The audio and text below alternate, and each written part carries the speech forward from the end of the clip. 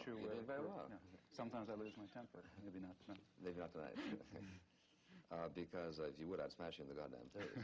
And what brought us to South Vietnam in the first instance, in my judgment, was clearly an uninterested, or I should say disinterested, concern for the stability and possibilities of a region of the world. What period do you feel that we had this disinterested relationship to Vietnam? Right now. No, at what period did we have it? Did it begin, let's say, 1951, for example? When the State Department bulletin points out that we must help the French reconquer their former colony, and we must eradicate all Vietnamese resistance down to its last roots in order to reestablish the French in power. Was that disinterested? To increase my vulnerability, I wish we had helped the French. We did. We supported them. Not sufficiently. Well, but there's no point in helping somebody insufficiently. It was hardly disinterested when we attempted, as you know, with tremendous support, in fact, to reinstate French imperialism in South Vietnam. Now, it was disinterested in this sense, and I think this is an important distinction which you do touch on in your book.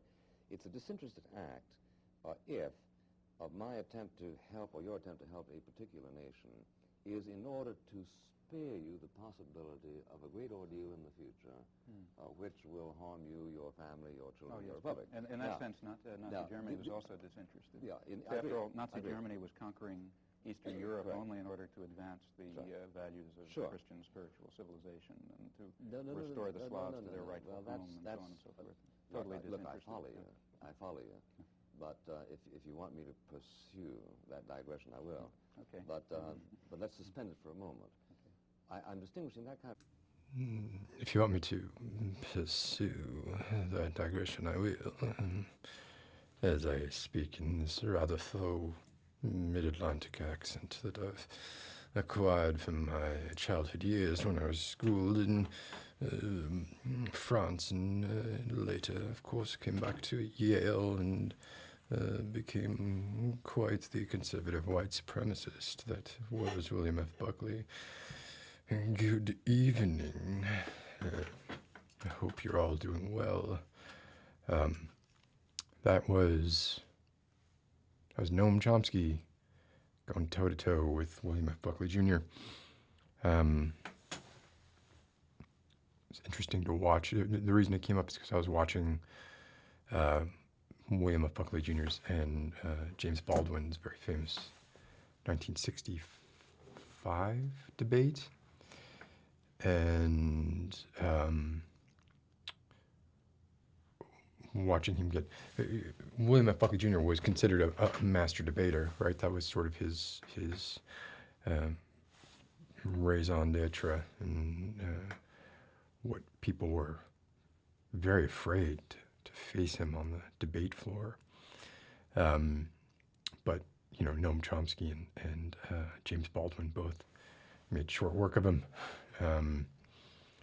No matter how much he looked down his nose while he spoke and inquired, he had to think very long when he would speak. He would try and inflate the importance of every word. It's not quite so easy to do if you're writing for your own magazine, the National Review, of course. Let us partake of a beverage.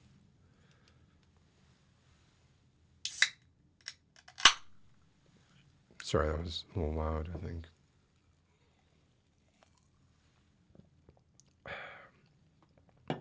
But if you watch that video there, which is, if you just look at like Noam Chomsky, William F. Buckley, firing line, Noam Chomsky tears him apart.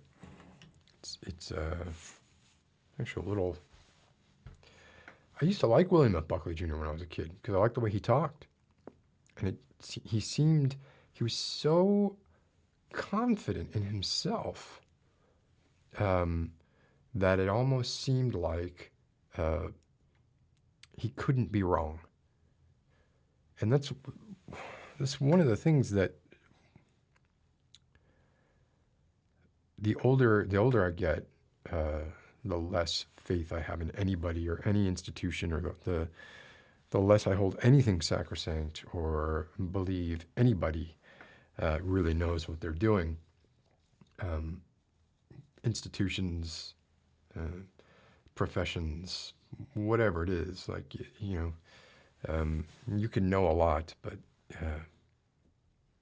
in the end, everyone's still making educated guesses, and it's all about your presentation. And William F. Buckley had the presentation down pat.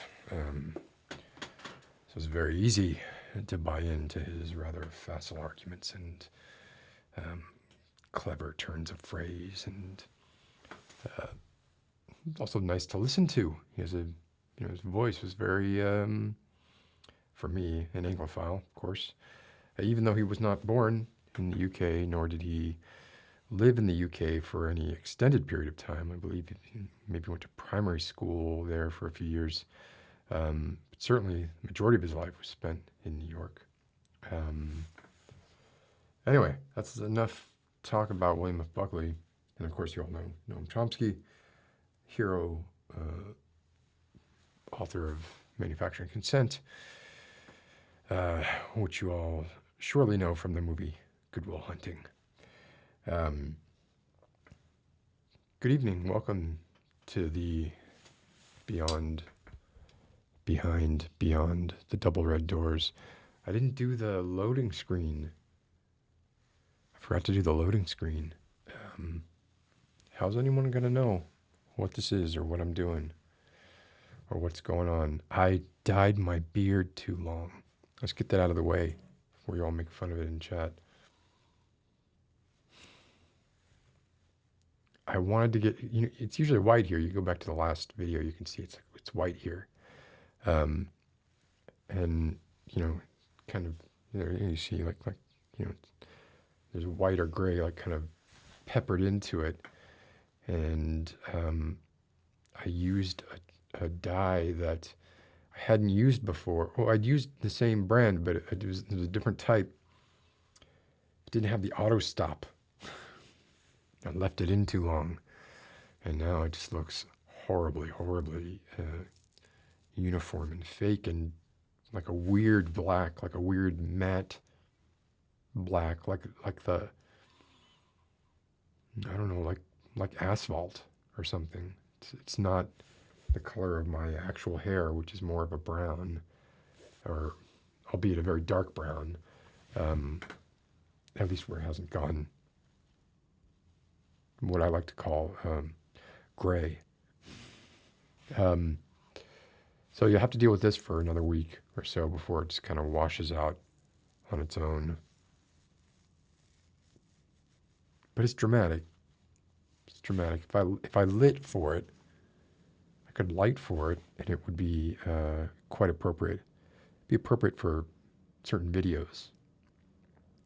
Maybe I'll let my inattention to detail when it comes to how long to leave hair dye in work to my advantage in forcing my hand to make another ASMR video, which I haven't done now in 3 weeks, almost a month. So I gotta get on it.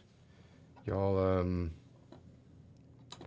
if y'all are watching and are loving this incredibly riveting conversation chat that's going on right now, don't forget to subscribe. What do we want to talk about tonight? I hear there's something going on in the Discord, but I don't want this. I'm worried about the Discord being too exclusionary. Not that I don't want people who are watching to be like, if there's anybody watching who's not, let's see, probably not. Like, I think most of the people who are watching are in the Discord channel already, if not all of them. But what if someone were to just happen by? Someone puts into the search bar Beyond Red Door or just Double Red Door or something, and this happens to pop up through some miracle, and they're like, oh, what the hell? It's live. Let me click it. And they click it, and then we're talking about like things going on in another channel, in a Discord channel. They may not have any. They're not going to care enough. So I'd rather keep those things kind of separate, except to say, if you're watching this and you want to join the Discord channel, please do. I hear sounds like a truck. It's really I really like these in-ear monitors. I really do.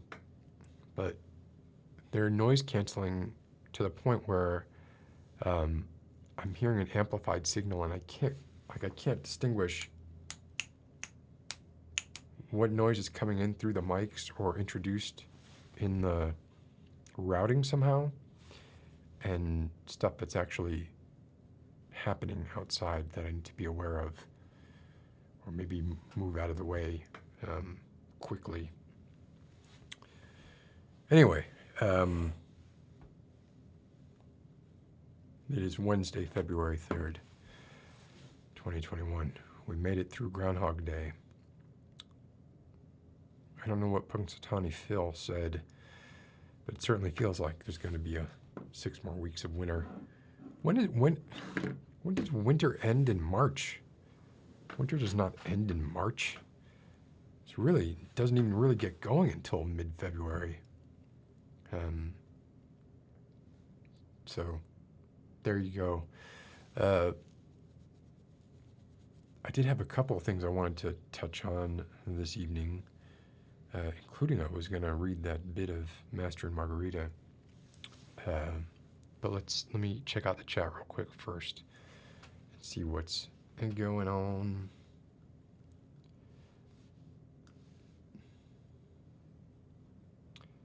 Oh yeah, first thing I see, people are talking about the Discord. Cawthon, hello. Flalo, hello. Colorful Dreams, Butterfly Composer. KJ, Pavi, Q, of course.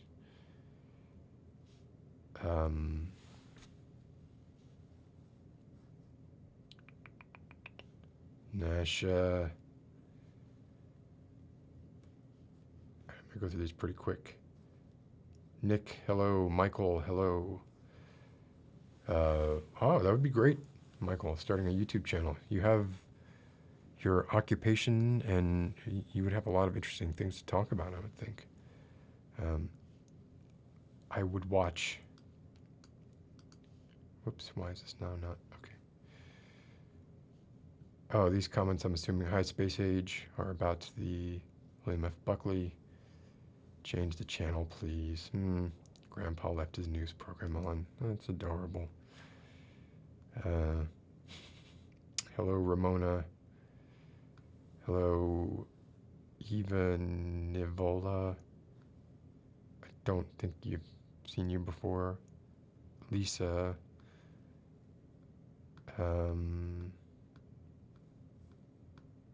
Xava, hello. Lexi, hi. Katarina Eisenhuber? Is that right? Eisenhuber? Hi.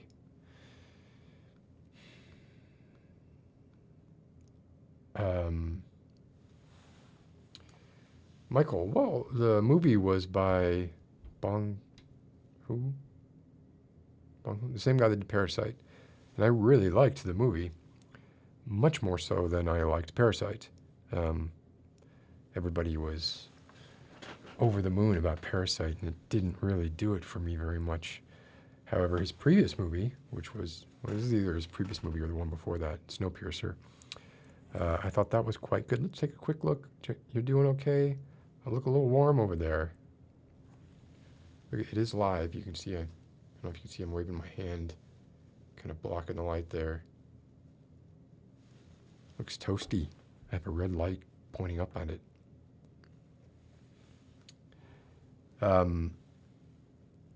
So yeah, I would be interested. The premise of Snowpiercer I found pretty interesting. I don't know how they would maintain it for quite that long, but I love the movie.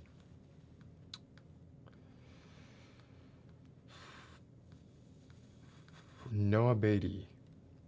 I don't think I've seen you before. So welcome, if I haven't, and if I have, I apologize for not remembering that I've seen you. And this is true, space age. Yeah, you can. It's that Kids in the Hall sketch where the the guy from the Bugs Life and News Radio, David? Why am I saying David? I don't know. He comes out in a surgeon's gown, blood all over him. He says, "I'm a bad doctor." And he's like, "I was kind of charming in school, but I thought I was getting good grades, even though I wouldn't do well. People would offer to do my homework.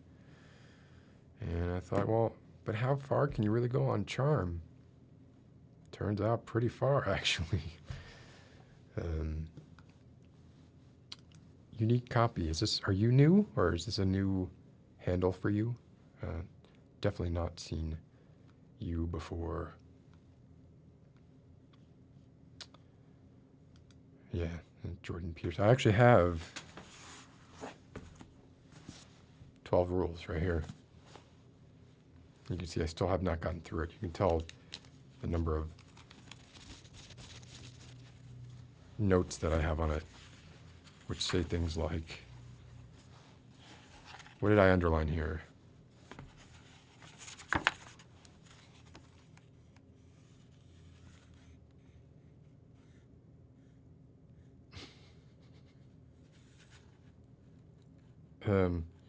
My note here says, yes, get on with it, fuck. In reference to the paragraph that says, we must have something to set against the suffering that is intrinsic to being. We must have the meaning inherent in a profound system of value, or the horror of existence rapidly becomes paramount, then nihilism beckons and with its hopelessness and despair. Actually, I think there my question is more like, so what?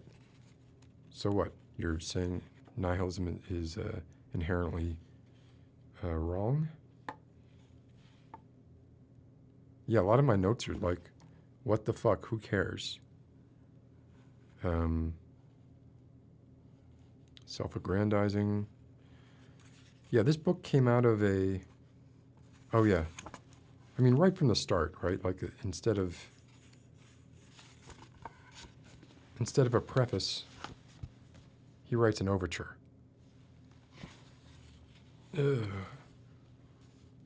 Well, I think if I call it an overture, it sounds a little better, and I'll get more of them on my... Everyone should read Dostoevsky, and definitely be as sanctimonious as possible, as often as you can.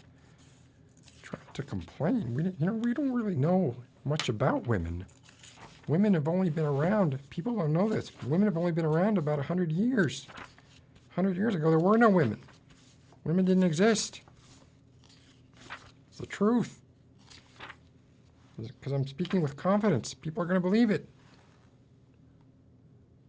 What sort of pop bullshit is this? Oh my God. This is a book that was published, okay? The next thing I think about is breakfast. I counsel my clients to eat a fat and protein-heavy breakfast as soon as possible after they awaken.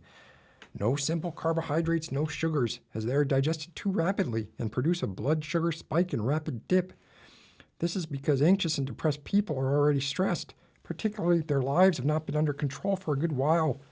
Their bodies are therefore primed to hypersecrete insulin if they engage in any complex or demanding activity. If they do so after fasting all night and before eating, the excess insulin in their bloodstream will mop up all their blood sugar. They then become hypoglycemic and psychophysiologically unstable all day. Their systems cannot be reset until after more sleep. I've had many clients whose anxiety was reduced to subclinical levels merely because they started to sleep on a predictable schedule and eat breakfast. This is a book. It's a book.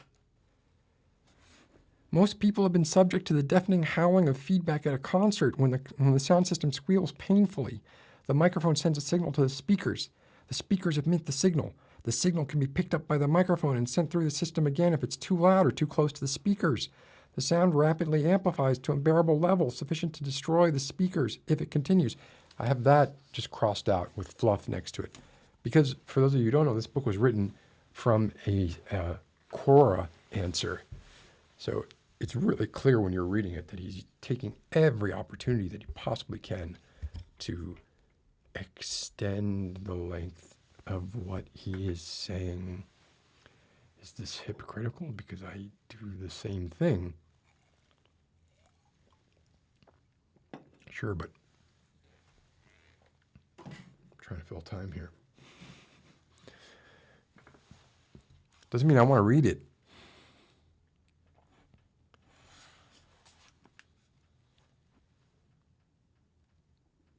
Oh, here's one that'll bite him in the ass. Money, okay.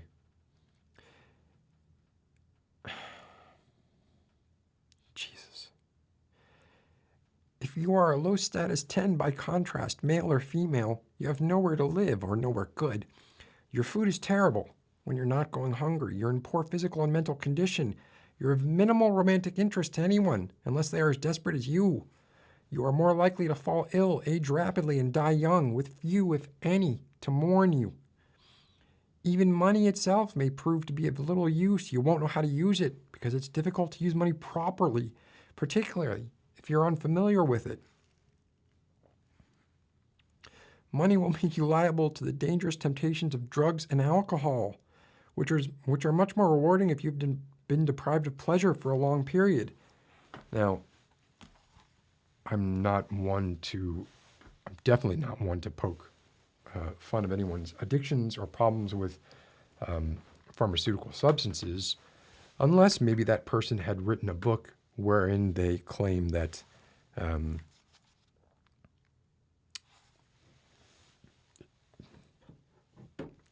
nouveau riche are more prone to become drug addicts. Maybe that's true, right? But it seems like there's a little bit of hypocrisy there, at least.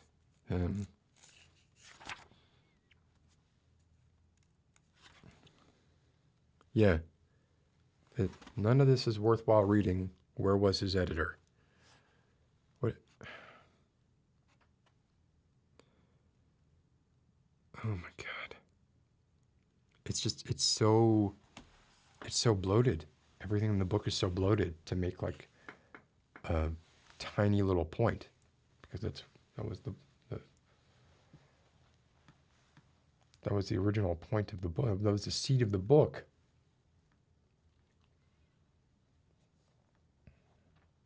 Okay, I'm gonna have to come down here to the bottom.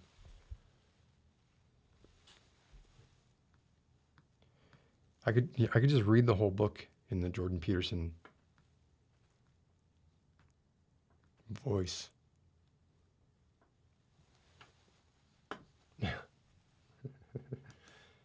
His editor was doing coke in the bathroom. Ow. Kind of hurts there a little bit. Sorry if I missed anybody, but I'm just trying to get through. Okay, I'm going to do one or two more of these. Let's see. The thing is, I have a feeling all my comments are like probably the same. Because that's what I remembered in reading this book, was just like, so much of it was just,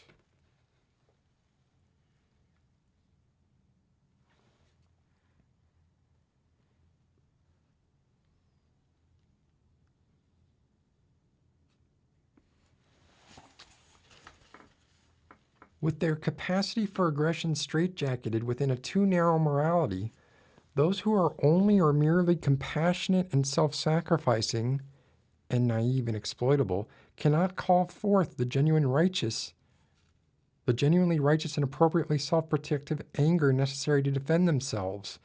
If you can bite, you generally don't have to. There's a false equivalency there between compassionate self-sacrificing and naive and exploitable. I mean, he's basically saying it's or merely, you shouldn't be merely compassionate and self-sacrificing. You should also be a dick. Make sure that you have the capacity to be a dick.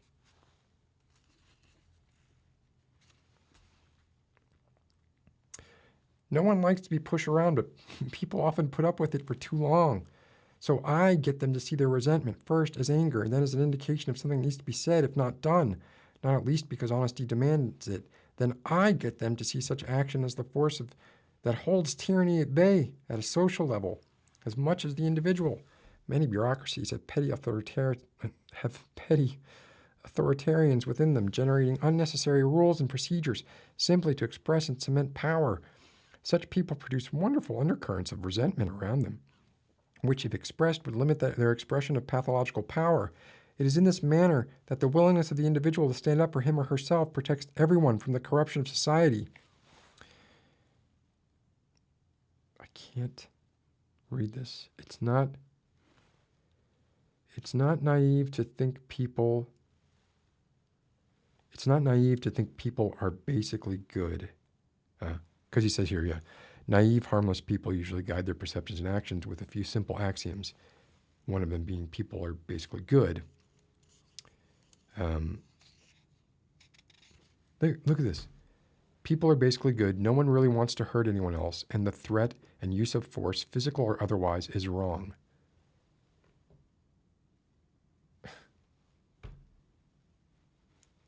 I would imagine most people right now in chat believe that people are basically good.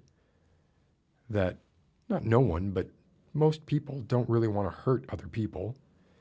And that the threat or use of force is wrong. I would hope that most people feel that way. I certainly wouldn't call it a pathology. And I feel like I'm starting to kind of talk like him a little bit, just even in my normal voice, which is annoying.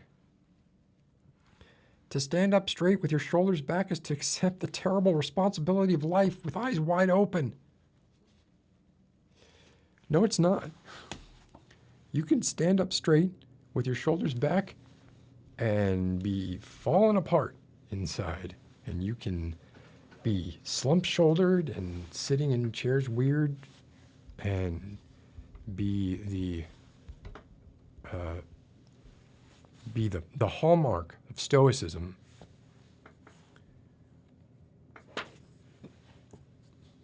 Jesus.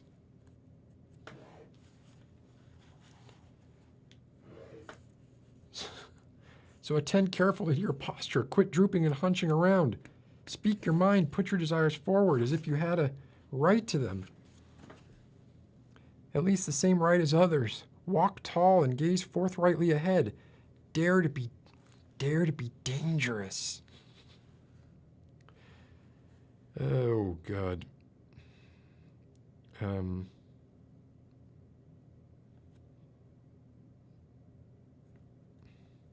Look for your inspiration. Look for your inspiration to the victorious lobster with its 350 million years of practical wisdom. Stand up straight with your shoulders back, just like lobsters do. Stand up straight with your shoulders back. This book has to go away. So I don't know if anyone in this chat has read that book, but like, it's hard to read that shit. Like, it's really,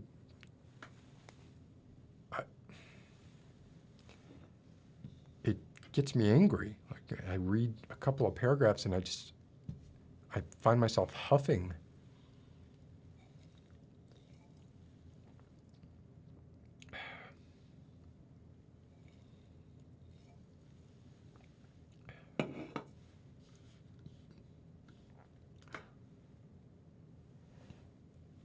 Oh, man.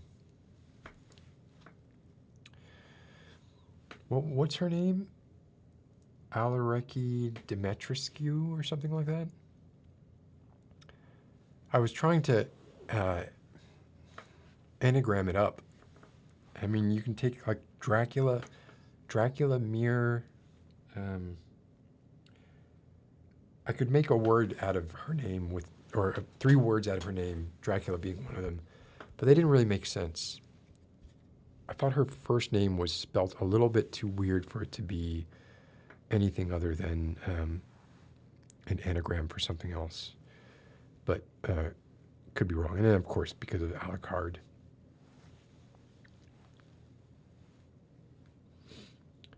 The voice is gonna haunt you. Which voice, Pavi? This one?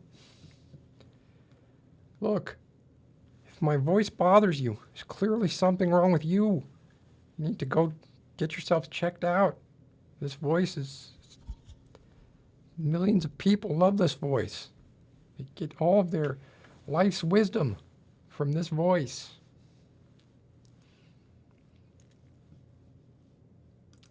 Lady Dimitrescu, but she has her first name.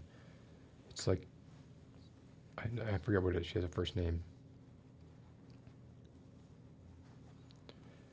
Well, it's just nice to see I don't know, nice to see a big a giantess vampire. So, you don't see them very often in real life.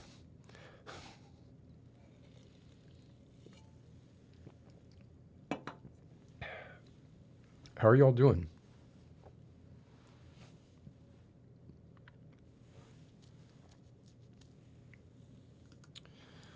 I don't think so.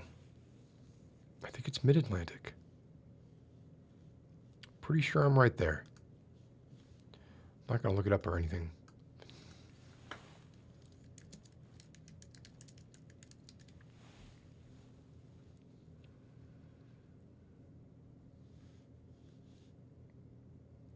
An American-British hybrid way of speaking. Mid-Atlantic. How am I wrong? How am I wrong? I believe Mid-Atlantic is correct. Nasha. For once. Oh, hey, Carolyn. Good to see you. Chelsea, nice to see you too. Whispering Wolf, I didn't see you. How you're doing? Perhaps I was going to say how you're doing, but you're doing pretty good. Lady Nerevar, what kind of shitposts have you been making?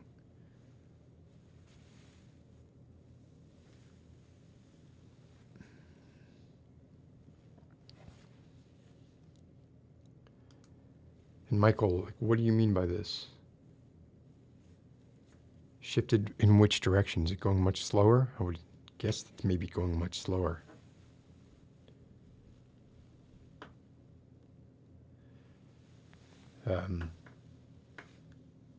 Woohoo! It's true. You are usually right. Generally, you are right. Yeah. This is the name. Yeah. Halcina Dimitrescu. Dimitrescu. I wonder if the lady, if I included the lady there, maybe I would have been able to spell something else. Yeah, that's what I do with my free time. Yeah. Sigma males. Yeah, those are the males who refute. Look, I mean, I shouldn't speak on it because I don't know that much about it, but I do refute the idea of alpha and beta males. I mean, I think it's ridiculous. And not only that, like, oops. That kind of, so there was a band that I liked a lot. When I was younger, back in the 90s, back when Green Day, you could still go. Did I ever tell you that? Did I ever tell you that we played a show with Green Day? And went to a Denny's with them. Just before Dookie came out. Anyway, back in those days, there was a band I liked a lot called Propagandhi. And I liked them because they were very political in a time where very few bands were. A few years later, there were a lot more. Well, I mean, few pop punk bands were, right? There was still a Minor Threat in the DC hardcore scene. And I got into that a little bit later. But at the time, I was really into Propaganda. And yes, Napasi Namparna, by the way, hello. Yeah, I've noticed that. That's why I was trying to find out what her name was. Anyway, so I was into Propaganda. And it's interesting going back, and they've been around since like 1986.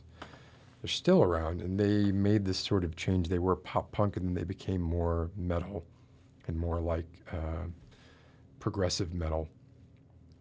But lyrically, they've pretty much been on point since they were 17 years old. Let's see here. And I think they have some lyrics that are just like gotcha lyrics, but still like, so for 1995, is that when this came out? They have a song called Less Talk, More Rock. Came out in 1995. I'm not saying this is poetry, right? But the lyrics go, I'd like to actively encourage the toughest man to dance as hard as he can to this. We wrote this song because it's fucking boring to keep spelling out words that you keep ignoring. Your macho shit won't faze me now. Makes us laugh. We got your cash. Take a bow. Did you know that when I was 9, I tried to fuck a friend of mine? He was 8, then I turned 10. 14 years later, it happened again with another friend. This time with me on the receiving end. All the fists in the world can't save you now, because if you dance to this, you drink to me and my sexuality with your hands down my pants by transitive property. So it's like a kind of a fuck you to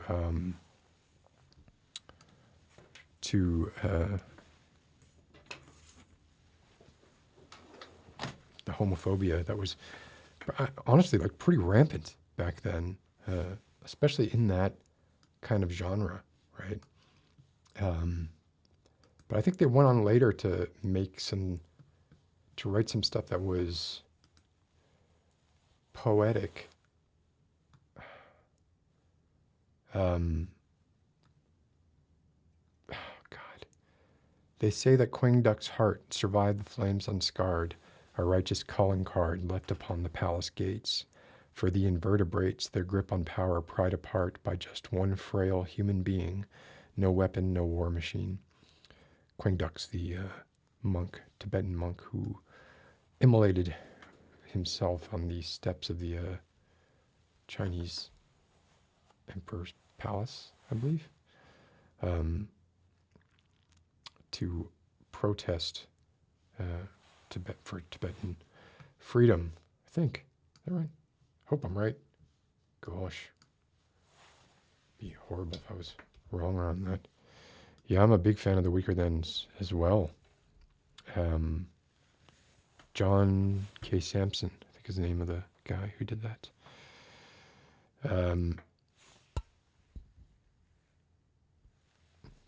Stream itinerary. What? What are you talking about? Nope. Wow, it's actually not very far behind. It's not lagging very much at all. It's the prophecy of Propaganda, the illusion of the life-work balance. The illusion of whatever. I just write this like in a second, and I figure we'll stumble upon something as we're all talking. I should put more thought into these things. Lately I haven't been. This is 25th one of these. Quarter century. And they average between 2 and 4 hours. So it's like 75 hours. Some of them are considerably longer. They've gotten shorter because I've already said everything I have to say. I've run out of everything. Lady Naravar, you emailed me your favorite shitpost. Well, why don't we take a look?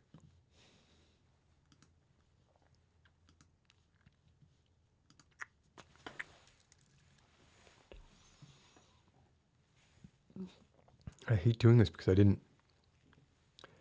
I lit the scene for there not to be a big bright window open here. Another one of Propagandi's songs in 1995 was called Refusing to be a Man. And that's what, that's kind of what got me onto that subject. And the way that I feel about that is like, this whole idea of being a man. In fact, wait, before I do this,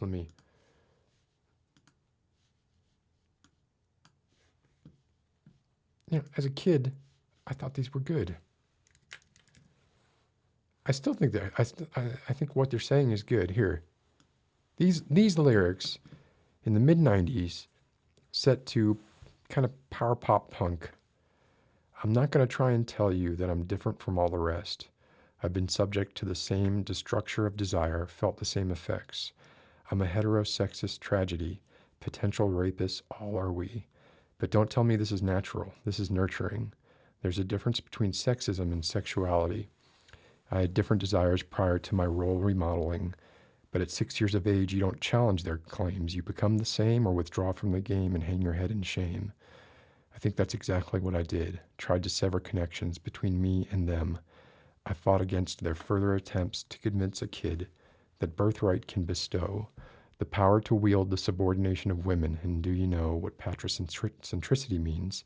I found out just a couple of days ago. It means male values, uber alles, and what do you know? Sex has been distorted and vilified. I'm scared of my attraction to body types. If everything desired is objectified, maybe eroticism needs to be redefined. I refuse to be a man. I remember hearing that for the first time and just being like, fuck yeah. All this fucking macho posturing bullshit. Only to have Jordan Peterson come say the exact opposite, make a zillion bucks 20 years later.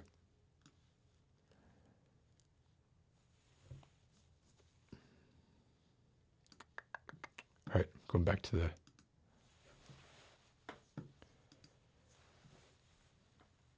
Oh, the shitpost is a video. Can't watch a video on the Numidium.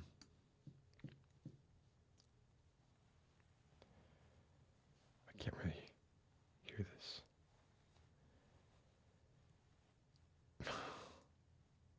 Oh, I see. That's good. Look at this. Olevi dated Joel Madden. Isn't he married to someone famous now? Or his brother? Which Madden brother is married to, like, I want to say, like, some actress? I think. I'm not crazy.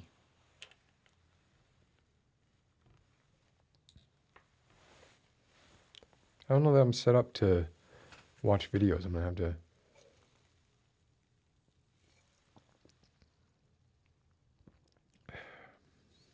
God, that's so good.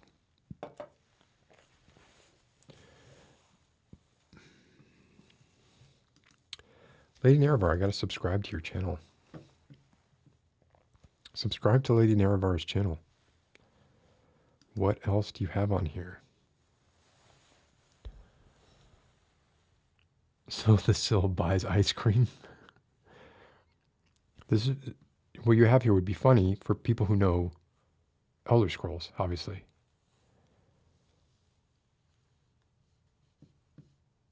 They're both married to famous people? Seriously? How'd they manage that?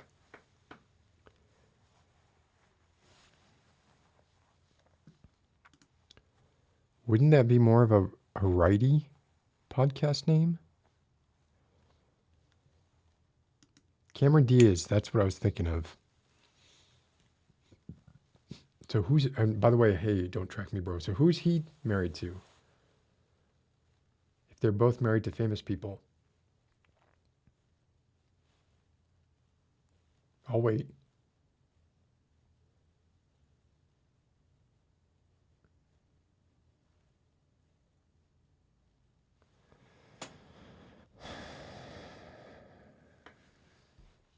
Aw. That's cute.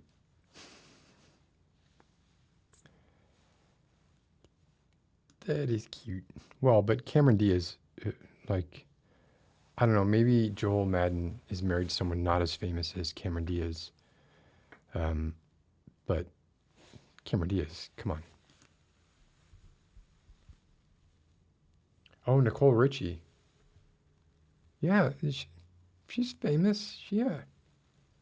She's not Cameron Diaz, though. Even at their, I mean, certainly not at their primes, right?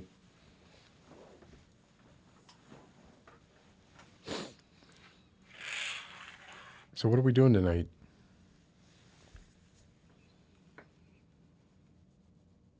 Who wants to call? Let's put this up. Call in if you, we don't really have a topic, but how about this for a topic? If you have something interesting to talk about. And interesting is pretty liberal, like me. I have something here to show you. I could show you.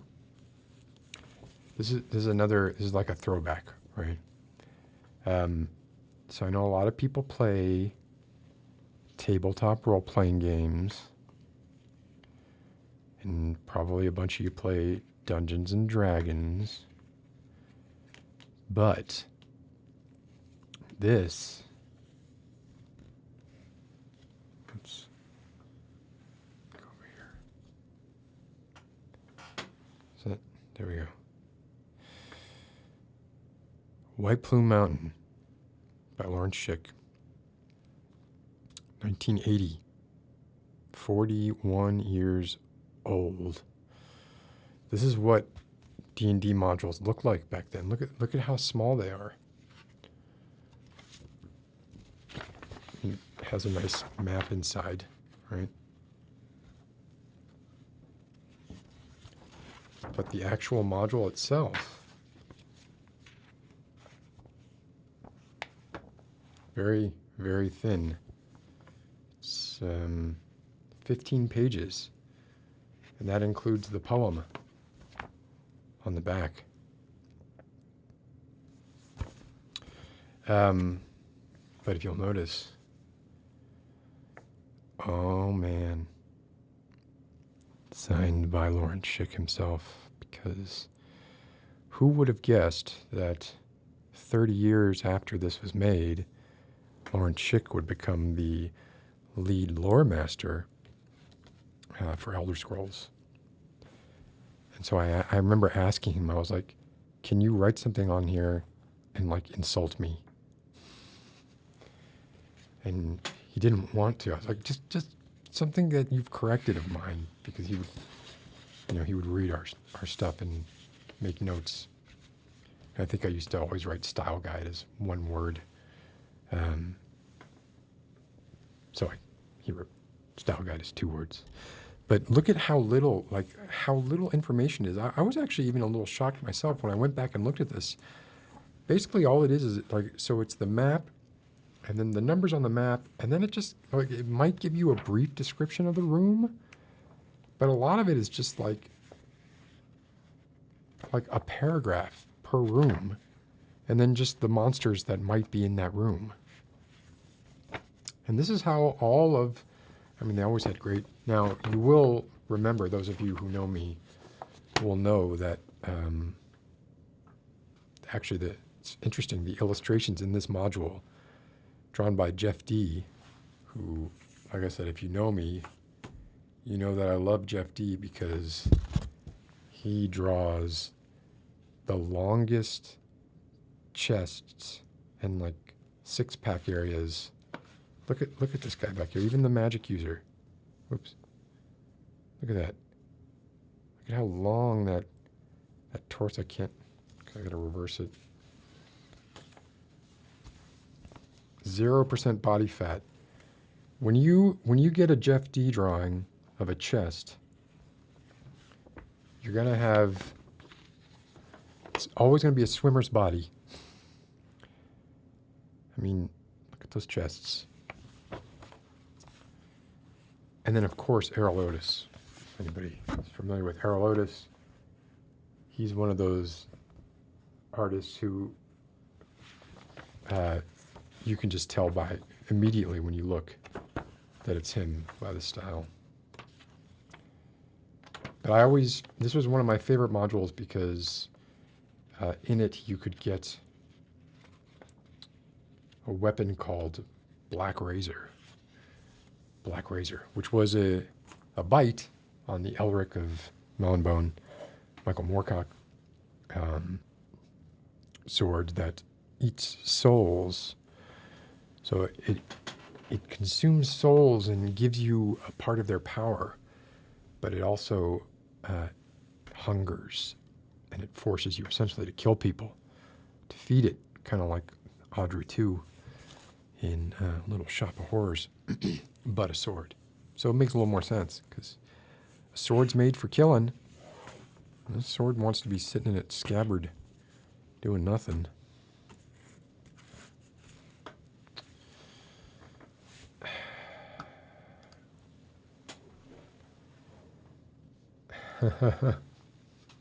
I thought it might have fallen out.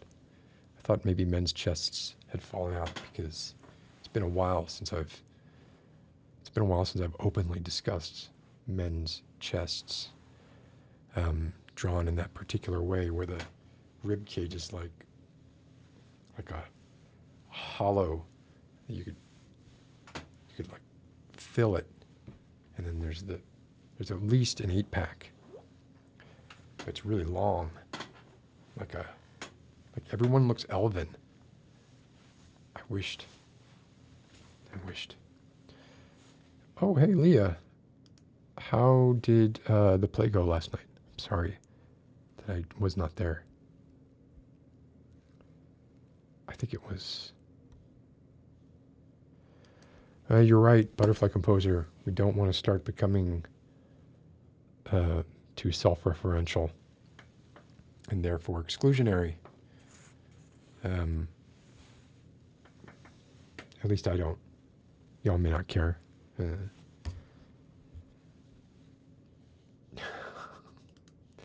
You know, Garo, you say this. Of course, it is ironic that the more Hawaiian bread rolls you eat, the less likely you are to have a chest that looks like it's made of Hawaiian bread rolls.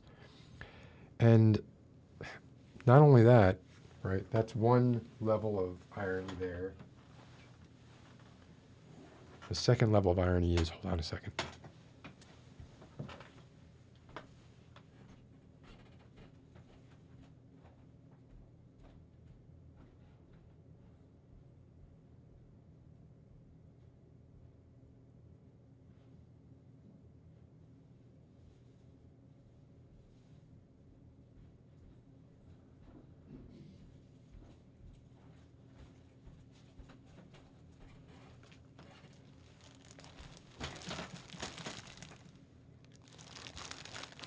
Course. Whoever made those things,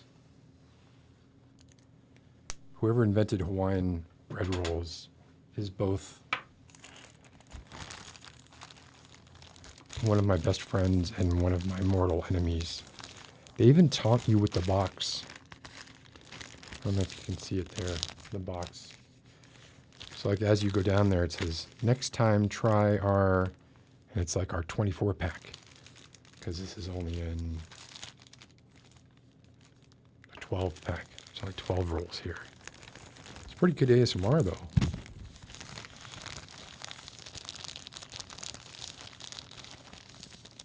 And yeah, got that real nice kind of pecky look. Nice browns. Paul Hollywood would really dig those.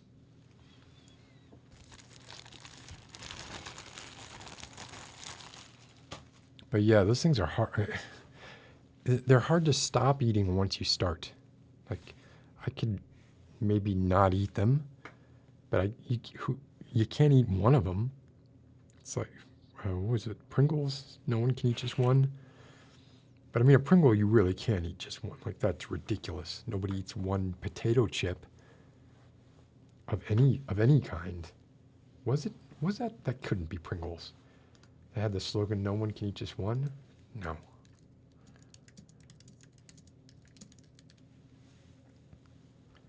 Lay's.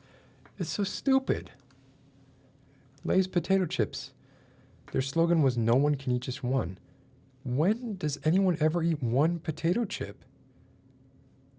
Like, that's like saying no one can drink half a Coke or something. It doesn't make sense. It would make much more sense for something like rolls, where one would be like a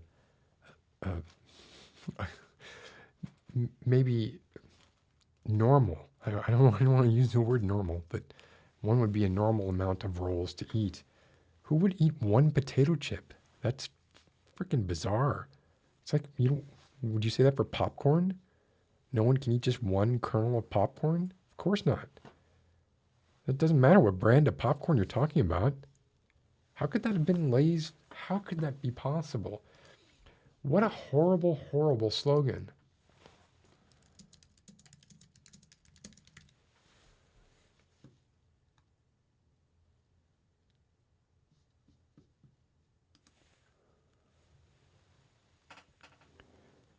Yeah.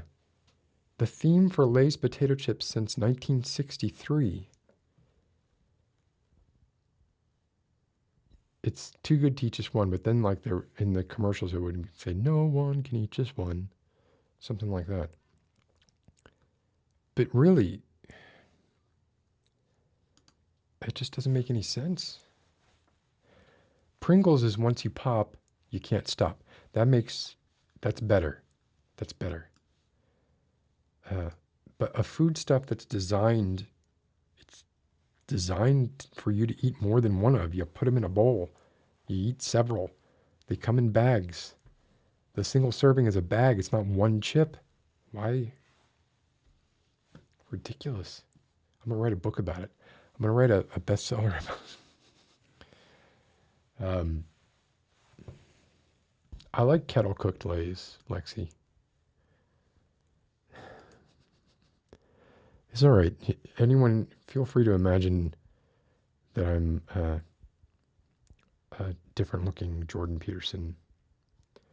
I hate this. This is what's becoming of me.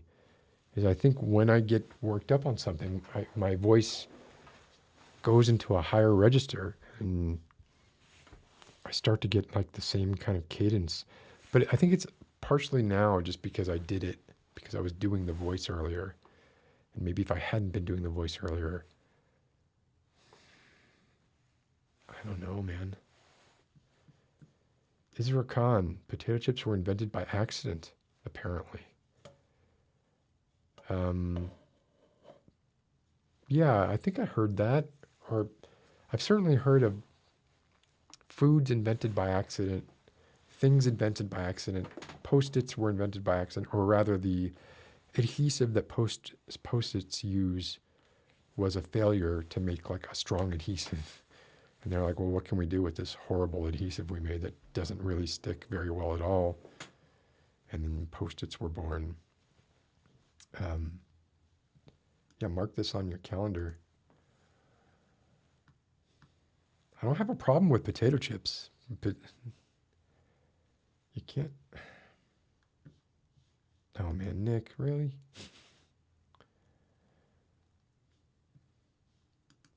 Oh, I don't want to know about the voice chat.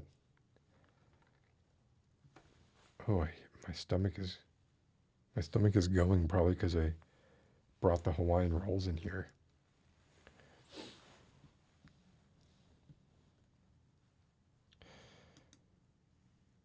Chocolate chip cookies were invented by accident. They thought the chips would melt through the cookie. But what was the intent then? Or are you saying they did it and just didn't think it would work, and it did work?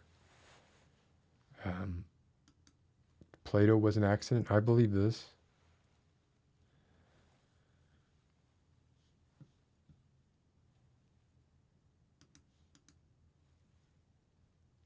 Why stoking the fire?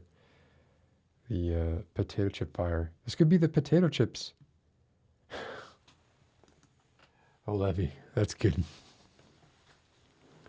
Someone accidentally left the bread out. It got moldy. And bingo, cornflakes. Oh, I see.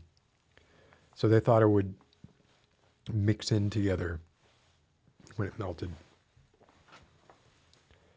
They were probably, I can imagine that they were disappointed on seeing it when it came out. But then we're like, well, it smells so good though. And they took a bite. Got that sweet rush of sugar, which you shouldn't have for breakfast though, because you need to have you need some healthy fats in your breakfast. You don't spike your insulin resistance. You'll be psychologically unstable all day.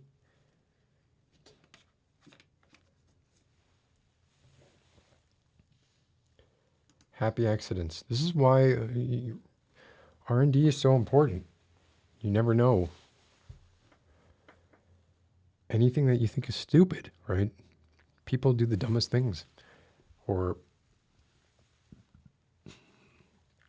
try some pretty ridiculous things.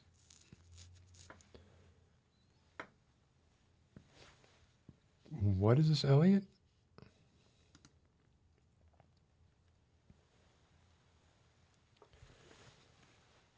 How can you say that? I prefer a raisin and oatmeal too if they're good.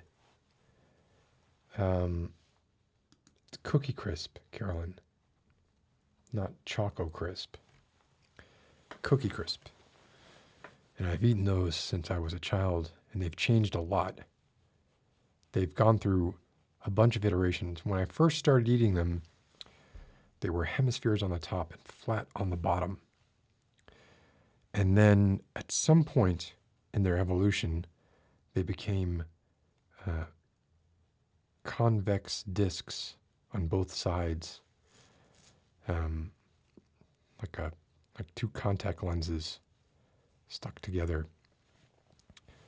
And now I think they're back to being convex on one side and flat on the other, or maybe even a little concave on the other. Yeah, Cookie Crisp. And there used to be a little mascot. I think it was a thief. I think so. Yeah, I remember reading some stuff about this. Oh, here's a burning question. Who likes cereal soggy? I remember when I was really young, I always loved my cereal soggy. And there was a Charlie Brown cartoon, a Peanuts strip. And in the Peanuts strip, Linus and Charlie Brown were talking. And Linus was explaining something to Charlie Brown across the frames. And in each frame, Charlie Brown is getting more and more agitated. You can tell he's impatient. And at the very end, Linus says to him, "What's wrong, Charlie Brown? You seem like there's something wrong." And Charlie Brown screams at him, "My cold cereal is getting soggy." And I remember I was wondering, I was just a kid, right? And I remember reading that and thinking, wow, but why is he upset though? Like I kind of thought, like, that's good, right? His cereal's getting soggy. He's killing some time talking to Linus about his blanket or whatever the fuck. And then he can go enjoy his soggy cereal. Soggy cereal is awesome, especially Raisin Bran. Raisin Bran makes like a thick, almost like peanut butter, like oatmeal. Sticks to the roof of your mouth. Hey, Daria. Yes, I'm going to do that in a little bit. I want to see if anybody has...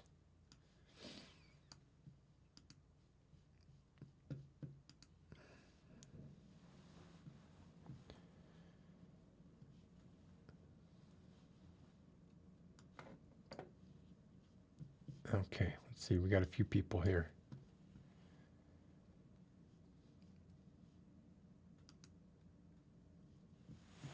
Okay, I gotta... Shoot. One moment. I'm going to resolve this as soon as I can. Oh, I thought I turned off the AC. Damn it.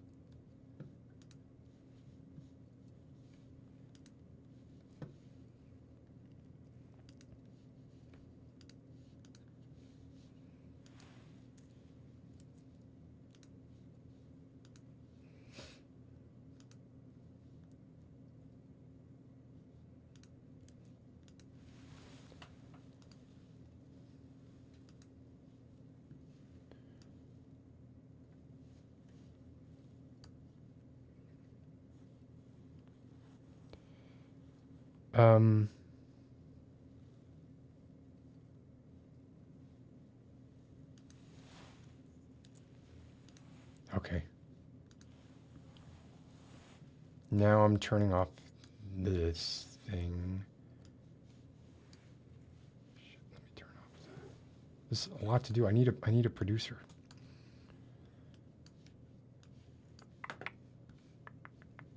Sometimes these windows like disappear.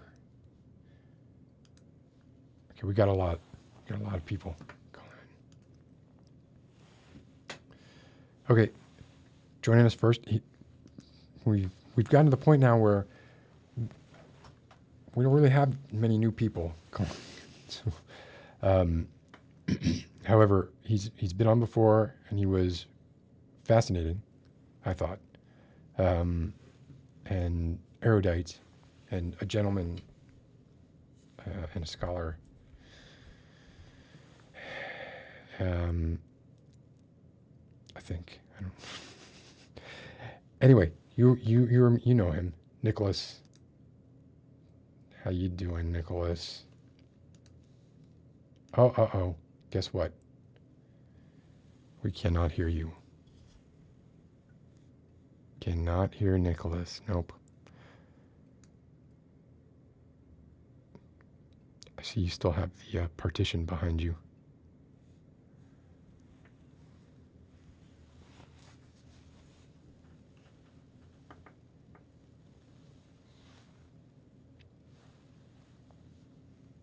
This is good. This is good.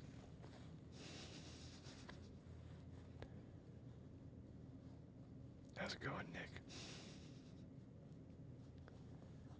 Okay, while Nick figures out his audio, I'm going to bring in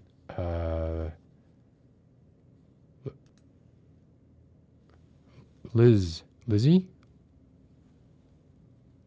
Oh no. No audio from either. That's weird. Why is that happening?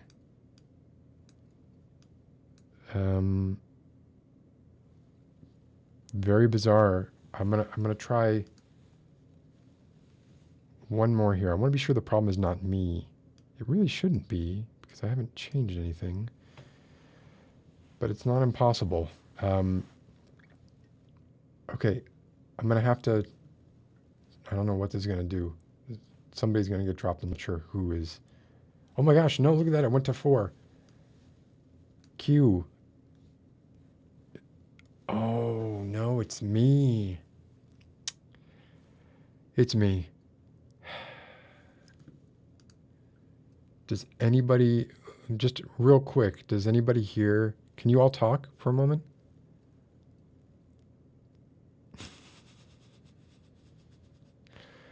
Oh, this is embarrassing. This is my fault. Although I don't... I'm going to say it's Ecamm's fault. Hold on, I'm going to see if I can fix it. I'm sorry, I had to hang up on everybody. I don't know what is going on there. It's supposed to handle all that.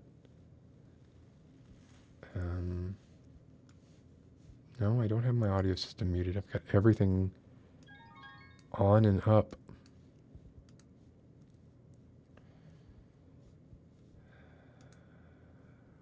It does say that... Why does it say that he... Bear with me, everybody. No, it says that he's...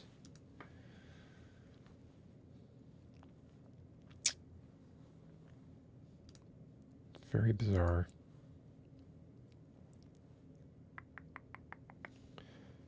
All right, bringing up my mixer here. Yeah, no, they're all up. All the levels are up.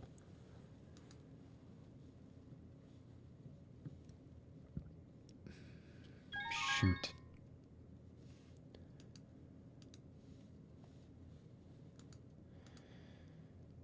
Weak. This is weak.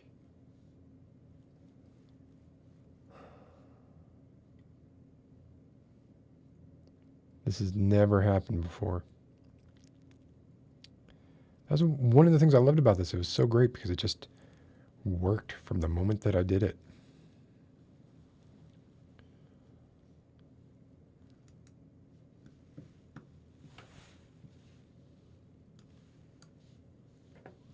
Let me try something else here real quick. Everybody listening right now could be my guinea pig. Y'all hear that, right? Y'all hear the applause? Yeah. That's coming through. This is coming through. It does for some reason show me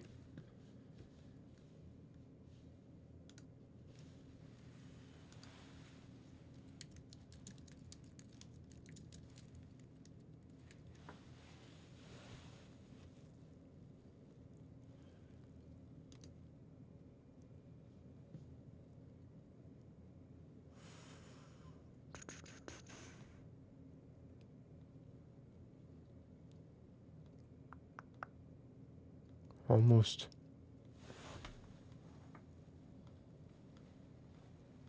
Yeah.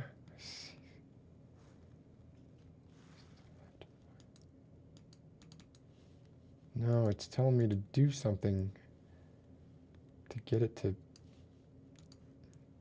Yeah, it's just not... It's not acknowledging audio from anybody. It even shows... I mean, it's showing it right here. That there is no audio coming in on these channels. So I don't know what to do because I can't fix it right now. I'm going to have to do some tests. That sucks.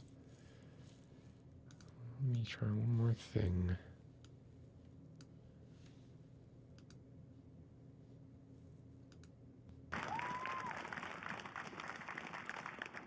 Mr. President.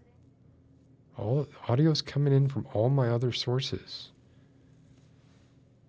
So I don't know why it's not coming in here.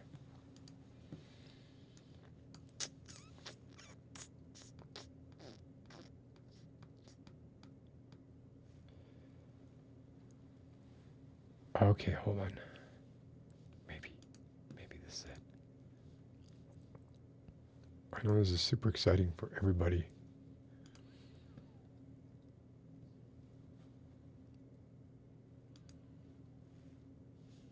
Where are my darn... How come my preferences... I can't even get my damn preferences thing to show up. There it is. Behind when... Yeah, put it behind other windows. That's...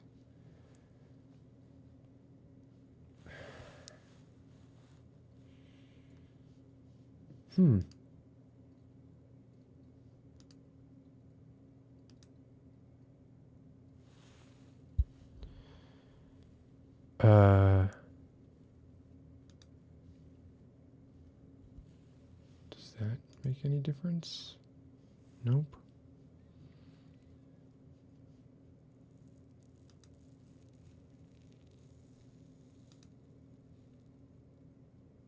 Nope. That probably just, I don't know, you probably, no one can hear me now, maybe.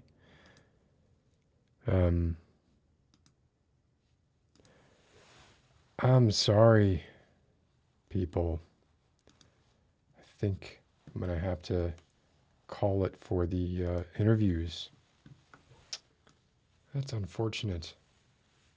It's the first time that Ecamm has let me down, or I've let myself down. Really, I've let myself down. So don't forget to subscribe. I'm sorry, Liz and Nick and Q. Yeah, no, I'm still here. I'm not going anywhere.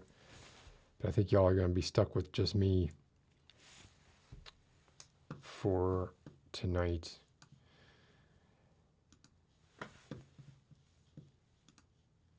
Yeah, there's always next week, presuming I can get this fixed by then.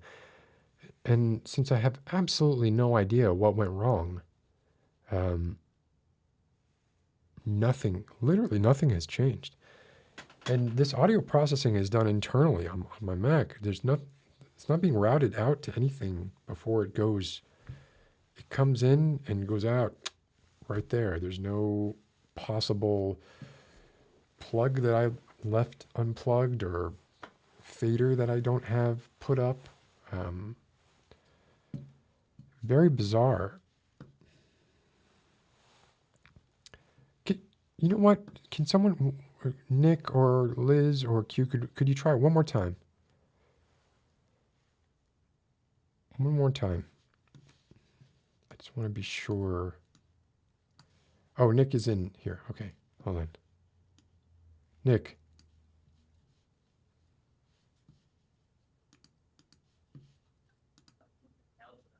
Hello? Hey, Nick. Can you hear me? Now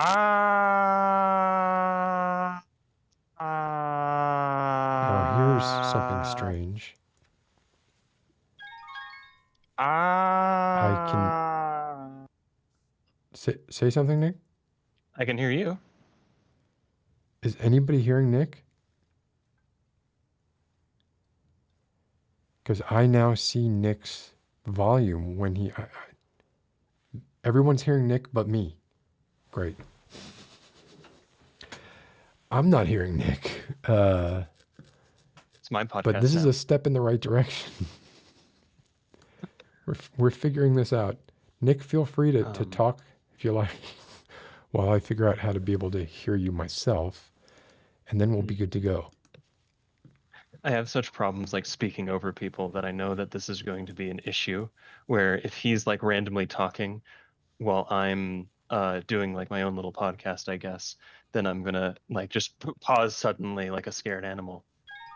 Hi, I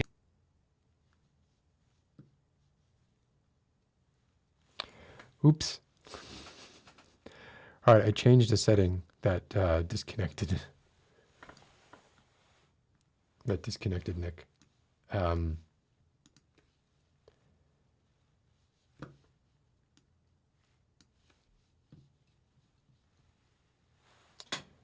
This is so embarrassing. Highly embarrassed.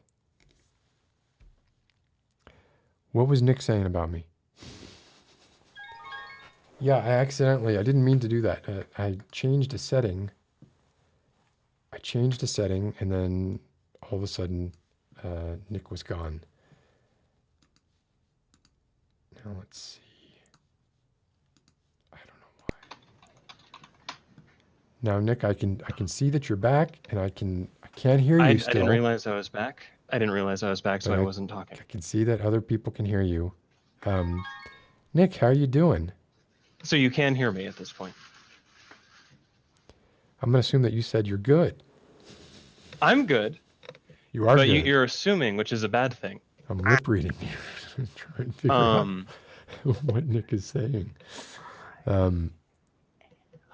You are you're good. Awesome. This sucks because I can see your fader values going up. I can see your line levels. I just cannot hear them. And I can just scream for this entire thing to help him get his audio keep talking back. though, Nick, if you can. But I worry about how that'll the listening experience. All right. So yeah, question and answer time, but also I guess I can ramble about vampires, my own Can someone medicine. type whatever Nick is saying so that I can? Or just like, oh, there was a third thing I was thinking about. I'm sorry, Flago, did I scream? Nick, do you have a story you'd like to tell? Okay, so genealogy story time. I made a comment recently that the two families that I'm kind of from, both of them used to have castles, and then they made the mistake of coming to America. Specifically, there was one that was Spanish conquistadors, which I'm not exactly happy about. Okay, I'm seeing people vote for vampires, so I'll finish this up. The Spanish conquistadors came over. If he's saying anything crude. And they kind of lost everything from there, because it turns out when you rebel against the Spanish king, he takes away your land, and then the Americans invade and take away your land again. I'm just going to let him go. Keep going. Sorry, Nick. Didn't mean to interrupt you. Oh. No, you're fine. If indeed you were talking at the moment that I spoke. I could just be like making movements with my lips and he wouldn't know. I'm so sorry. I'm so sorry that this is happening to him. I recognize him on the same screen, but we're not in the same plane of existence. I can't wait to watch this back. Also, there's the Welsh side of the family. They had a castle, they had their own family land, they had their own family manor, but they always had the deed passed to the first child, which didn't exactly work out when the first child sort of ran out of money and sold it without talking to anyone. So yeah. Sorry, did you come to the end of the story, Nick? You're good? If you want to kick me out, now you can. Okay. Do you want to keep going, or you? I can keep going. I need Google Chrome to do that. I can keep talking, and I'm going to show that to you by continuing to talk. But I know that you can't hear me, so it's going to be this kind of. It's the worst possible way I could do this. So I can do this to show you that I'm not at the end yet. You're good. If you want to kick me out, now you can. I can hear myself through the echo, I think. No, you want to keep going, or you? I can keep going. No, shouldn't do that. Yes. I used to be the heir. Well, I would have been the heir of several castles. But that's not exactly how genealogy works, and unfortunately, people before me were bad with money. And now there are no castles. So yeah. Interesting.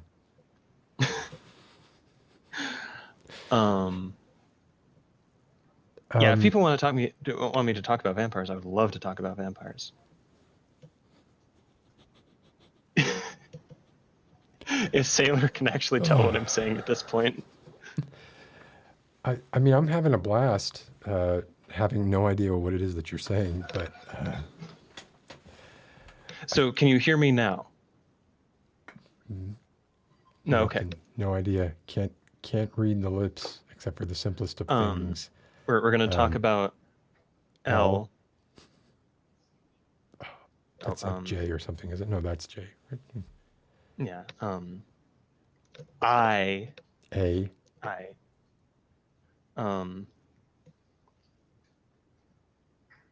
LL. Double L. LALL. I. T.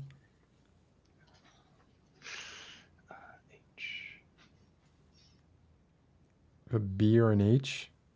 Yeah. H? Yeah. Lilith? Lilith? Yes. Lilith. So, Sailor's not going to be able to get anything after this, but I did a whole bunch of research on Lilith in order to figure out some stuff about the vampire setting that I want to write novels in. And I found that really interesting because I think a lot of people go to Cain just because he's recognizable. But I frequently found that Lilith was much more of a better origin, especially because the curse is laid upon her in the sort of apocryphal. So that was Nick. I have no idea what he was saying or what he was in the middle of. And I hung, I'm sorry, Q and Liz, I hung up on you because I'm not going to be able to finish. I'm not going to be able to do this. It's terrible. I'm a horrible, I shouldn't be hosting a live stream at all. So he was telling a story about a character named Lilith. Sounds great. I'd love to hear it. And like I said, I can't wait to go back and hear it. And then maybe... This is sort of my sentiment towards myself right now as well, if it makes you feel any better. No, Nick. This was completely my fault. And I hung up on you to try and be funny, but it was actually quite cruel, and I apologize. Look, Nick...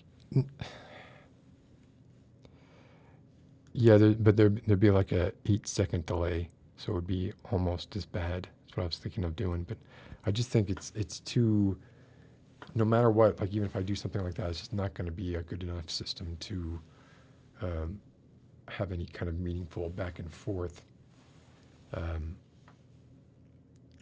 This is true. Yeah, I'm clearly a beta who eats too much sugar and is not confident in himself.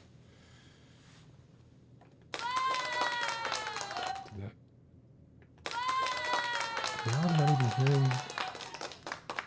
Yeah, there's something weird going on tonight, and it's upsetting me because it's the 25th episode. So, since that's not going to work, clearly, may as well get to.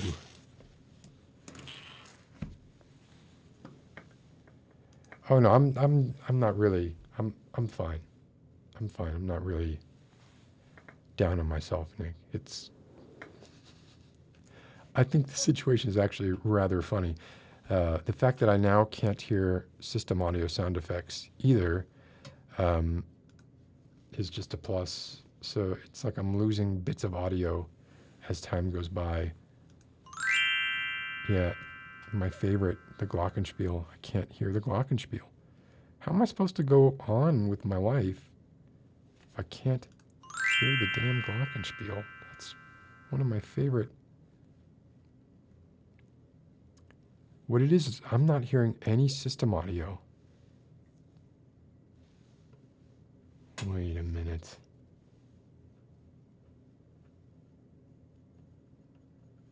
Come into here. Coming into there.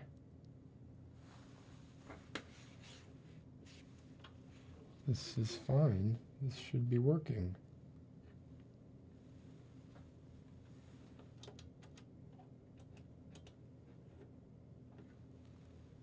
Yeah, it should be working. I just heard the glockenspiel.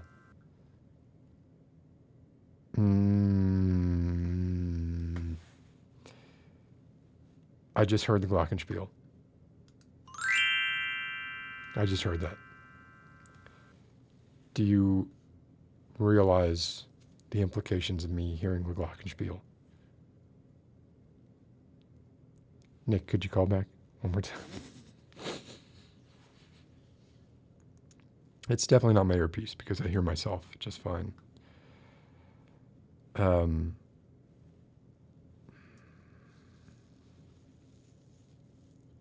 would be honored if Nick would call back one more time.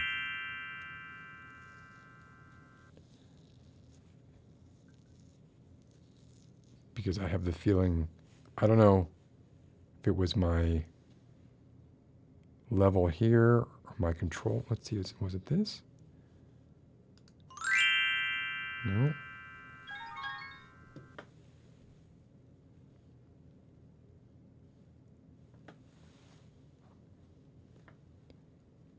Yeah, I hear it.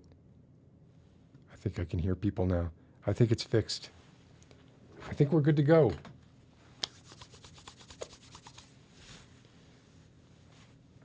Nick, call back. Nick, I can hear you. You can hear me. That's surprising. I can Okay. hear you.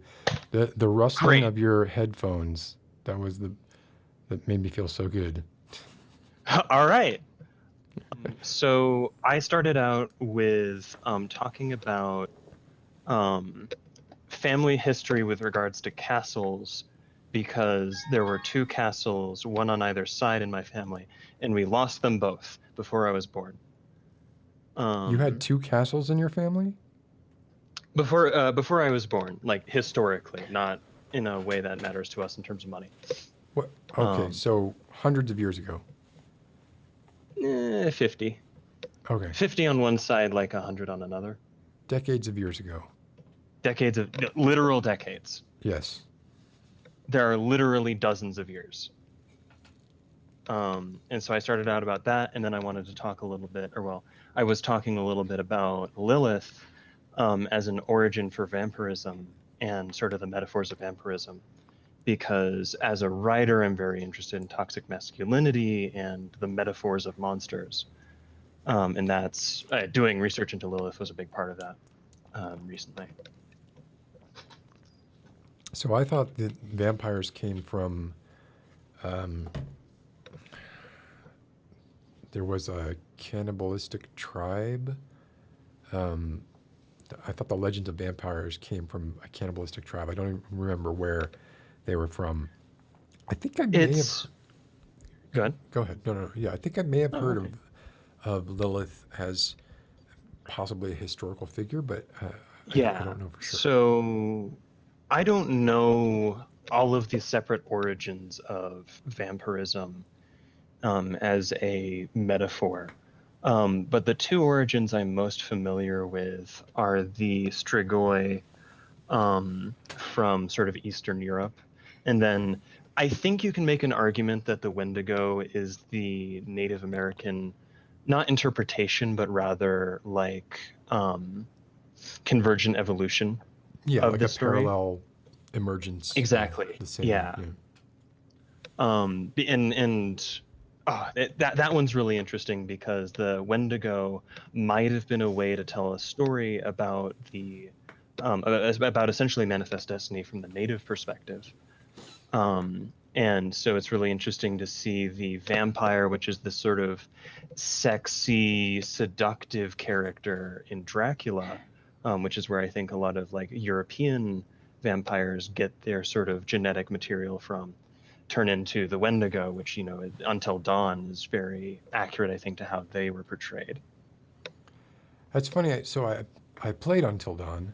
I don't remember. Oh, yeah, they were kind of like... it was a disease, wasn't it? Until Dawn? Yeah, there were creatures, but they used to be human? That's not the same as the Wendigo. There was well, they were called Wendigos, I think, or something. All I remember is it had Rami, Yeah. whatever his name is. Malik, I think. Rami Malek, yeah. But yeah, just as the sort of like cultural type, and it seems that Native American conceptions of the Wendigo, at least during the colonization period, it was very much a metaphorical digestion of white imperialism and European imperialism, and that's why you have Not this quite sort as of sexy. consuming, yeah, and like thin and slimy and horned. Yeah, yeah. That's so. Have you read Dracula? I have several copies of Dracula, and I've read them all. Different editions, different translations, different. No, I just make it a habit whenever someone buys me a new copy of Dracula, like my wonderful boyfriend, Let me. to actually read it. Ooh, that's a nice one. Oh yeah. Let me ask you this. So, my recollection of Dracula, I think I read it, the last time I read it was a couple of years ago. But obviously it's epistolary, right? The entire thing is you don't ever see Dracula, right? Dracula only is talked about in the third by reports of people who have seen him. But even I think like very few people actually see him. He's talked about. I'm talking about once in vampire form, right? As Yeah. the Count, he's known, he exists, whatever. But as the vampire, he doesn't really make much of an appearance. And there's like an American like cowboy who's one of Yeah, the. actually, There's there's this really Harker. weird like cuckolding plot Yeah, in the first parts of the book. because so Mina Harker, like everybody loves Mina Harker, and Dracula loves Mina Harker, and then there's this guy Quentin, I think his name is, he has a weird name, Yeah. but he's like an American cowboy kind of type. This is my recollection. I don't remember it that well. Go ahead. But he was not into Mina. Like he was the only one of the group who was not into Mina, and he's the only one Dracula killed. Again, that's my recollection, which I thought was weird because it's like Dracula was into Mina, so were all these other competitive males into Mina, except for this one kind of American cowboy type who I didn't even really understand why he was there. He seemed a bit out of place, and Dracula killed him. So Mina has a friend in the beginning of the story, who's I forget her actual name at the moment, but she's kind of this morally looser character than Mina, this sort of like immoral beauty.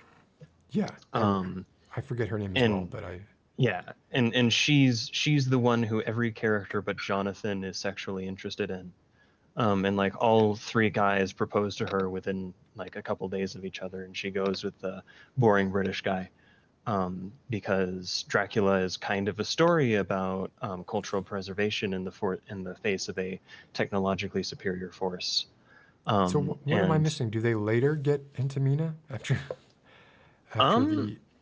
Mina is kind of this, like within the story. I think it's just like protect women.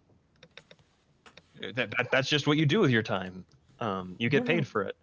Where am I getting this from? Hold on a second. I must be. I'm not sure there's a sexual attraction to Mina, aside from Dracula and Jonathan. This is actually this creates one of my most controversial and loosely held Dracula takes, which is that Dracula is a feminist text. Oh, you're right. It's Lucy. They were all interested in Lucy. Yeah. And it's Quincy Morris is the one that I'm talking about. Yeah, and he's the one who died, or he does die.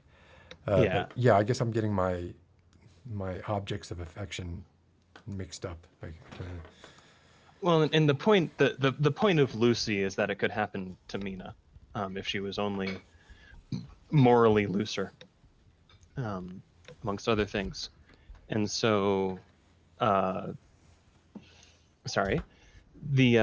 All right, this leads into one of my most controversial Dracula takes, being that Dracula is kind of a feminist text, in that Dracula outright says that the only threat to him at several points is Lucy, Mina, which is why he tries to kill her and tries to convert her into a vampire. Right, because he's in love with her. So he wants to turn her into one of his he specifically brides. says that she's more intelligent. Oh, I don't remember that. Than like most of the men. Oh, well. And like at this point, he knows about Van Helsing. So which is this really that great, cuts like, deep because Van yeah, Helsing is he likes himself. yeah, and so you get this really interesting thing where culturally we focus on Van Helsing and we focus on Jonathan as these sort of archetypical vampire hunters, when really, like, Dracula throughout the whole story is like, yeah, Mina's the threat. It's just that you guys are the ones who show up when she figures something out. So, like, yeah, I'm gonna kill you, but I'm going after her. I got a question for you. What did you think of the recent Mark Gatiss penned Netflix Dracula miniseries? Was that the one? Was that the one with Moffat as the, like, showrunner? It was Mark Gatiss, I think, who was Moffat's Um, partner on Doctor Who and oh yeah, this one. Sherlock.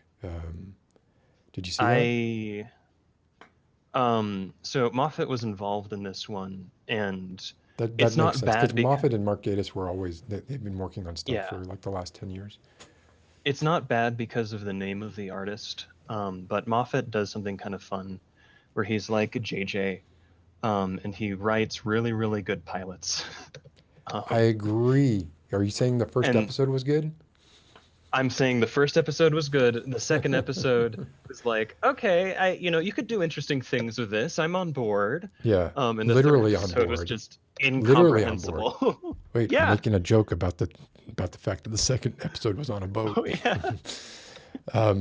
But then the third episode was, I mean, Incomprehensible. look, I mean, anytime your writer's room, I feel like anytime your writer's room goes to, but it'd be great, like the fish, think of the fish out of water elements. Like anytime you start like talking about that stuff, you should and then just, it was all a someone should dream. just, And the reason that he's, like, scared of sunlight is because he was psychologically damaged as a child. And yes. isn't that really how we all Oh my are? God. Oh, Vampirism is about parasitism at the best of times. that was Please don't. terrible. I'm so glad you didn't like, that's exactly how I felt it. I saw the first episode and I was like, I was all in.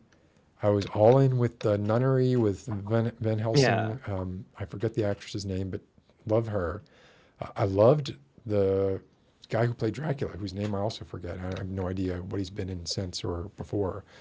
So I thought there was a lot going for it. The second one, maybe I lost me a little bit, but I was still excited to see what was going to happen, especially because at the end of the second one, it seemed like Dracula was gone, right? Yeah. And then the third one, I mean, yeah, I think the opening shot of the third one was helicopters circling in the sky, like military helicopters or police helicopters pulling this coffin out of the water or something like that. Yeah. Within 5 minutes of the There's first one, I was out. there's Or the third one, sorry. yeah. And it's so infuriating about that one too, because it gets vampirism right in the first two episodes, in that aside from, like, the obvious themes of parasitism, which is kind of the focus of my research, The native soil stuff.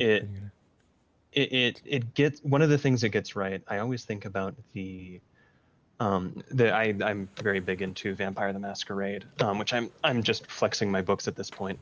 I'm very into Vampire the Masquerade. And in the second edition, one of the things that's actually, like, put in big letters in the back of the book, is this vampire talking about, people like vampires, people want to be a vampire because they think we're above it all. They think that we are the best humanity has to offer because we're all of the ambition, all of the power, without any of the drawbacks. And the sad thing is, that's not what vampires are. We're you. We are all of the evil and all of the pain and, all of the sadness, all of the rage. We're you. And I love putting that on an RPG book. And I think that the first two episodes of the Gatiss series got it really, really good, especially with Harker. And then that just kind of stopped. Yeah. There was also the zombie kid, and I just hate that. Yeah. And Dracula at a Disco. That was. Yeah. Funnily enough, that's where Anne Rice lost me as well. I don't know if you were into the Anne Rice novels at all. That's been part of my research actually. Is Okay. Well, reading once through Lestat, the first two. the first two, exactly. Yeah. Once Lestat becomes My- a rock star, that's where I bat out.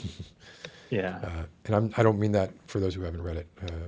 Lestat, maybe a lot of people may have seen the movie but not read the books. In the books, he actually becomes a rock star, and I mean literally, like fronting a rock band that is very famous. Terrible.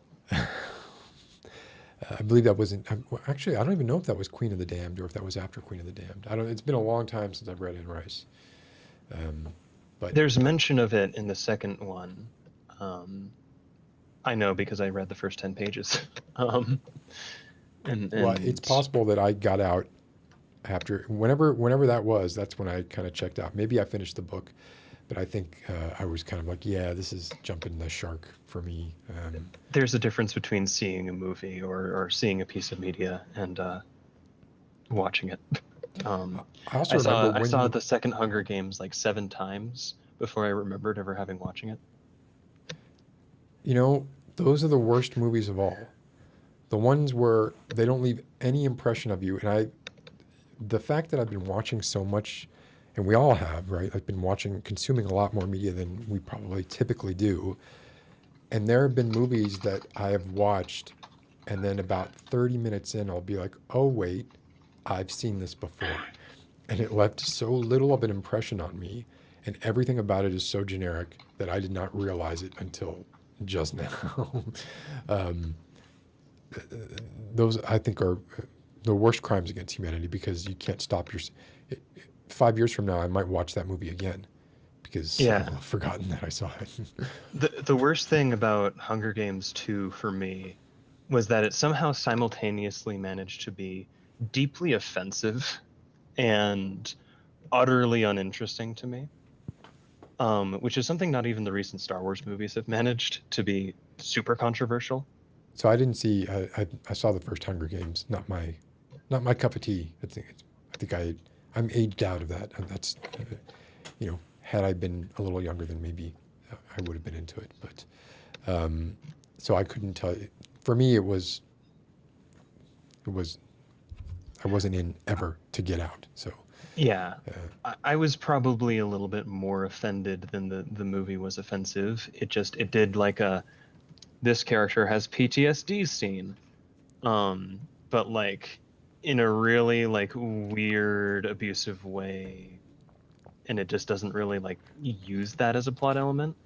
It's just like, wouldn't it be cool if we gave a woman a debilitating mental condition? Yeah. It's just like I don't support that storytelling. Yeah. Was that in the books? If it was in the books, it was better handled. I didn't actually end up reading most of the books. Oh, okay. But it was like, it's the difference. How can I put this? Lord of the Rings has a lot about like, not exactly depression, but like lack of motivation and like corruption of the spirit sort of stuff. And on screen, it's more or less just Frodo going, "I'm tired," Yes. and it's still compelling. Peter Jackson did a really good job with those movies, but it's different. So I think it was in the books for Hunger Games, but it wasn't really supported in the movie beyond girls. Sometimes it's okay to be sad, and sometimes it's okay to have flashbacks, but we're not going to explore that as a theme. I'm going to go one over what you just said and say that it wasn't particularly well done in the movies. But I'm an outlier, right? Like, and I've loved Tolkien for a long time. And I remember watching the movies the first time and I enjoyed them, but it was strictly from the novelty of seeing something that I had read and had in my head for so long. And then I started to resent the movies for replacing my thoughts about the books and the way I pictured the characters with its presentation. And when I went back to watch them again, it was I liked The Two Towers. But for me, like The Hobbit is a book that I could pick up now and just flip to any page. Obviously, The Hobbit is very different than any of the other books in the series, right? It's like it has a a comforting feel and less of a historical text feel that the others Yeah. kind of have. Right?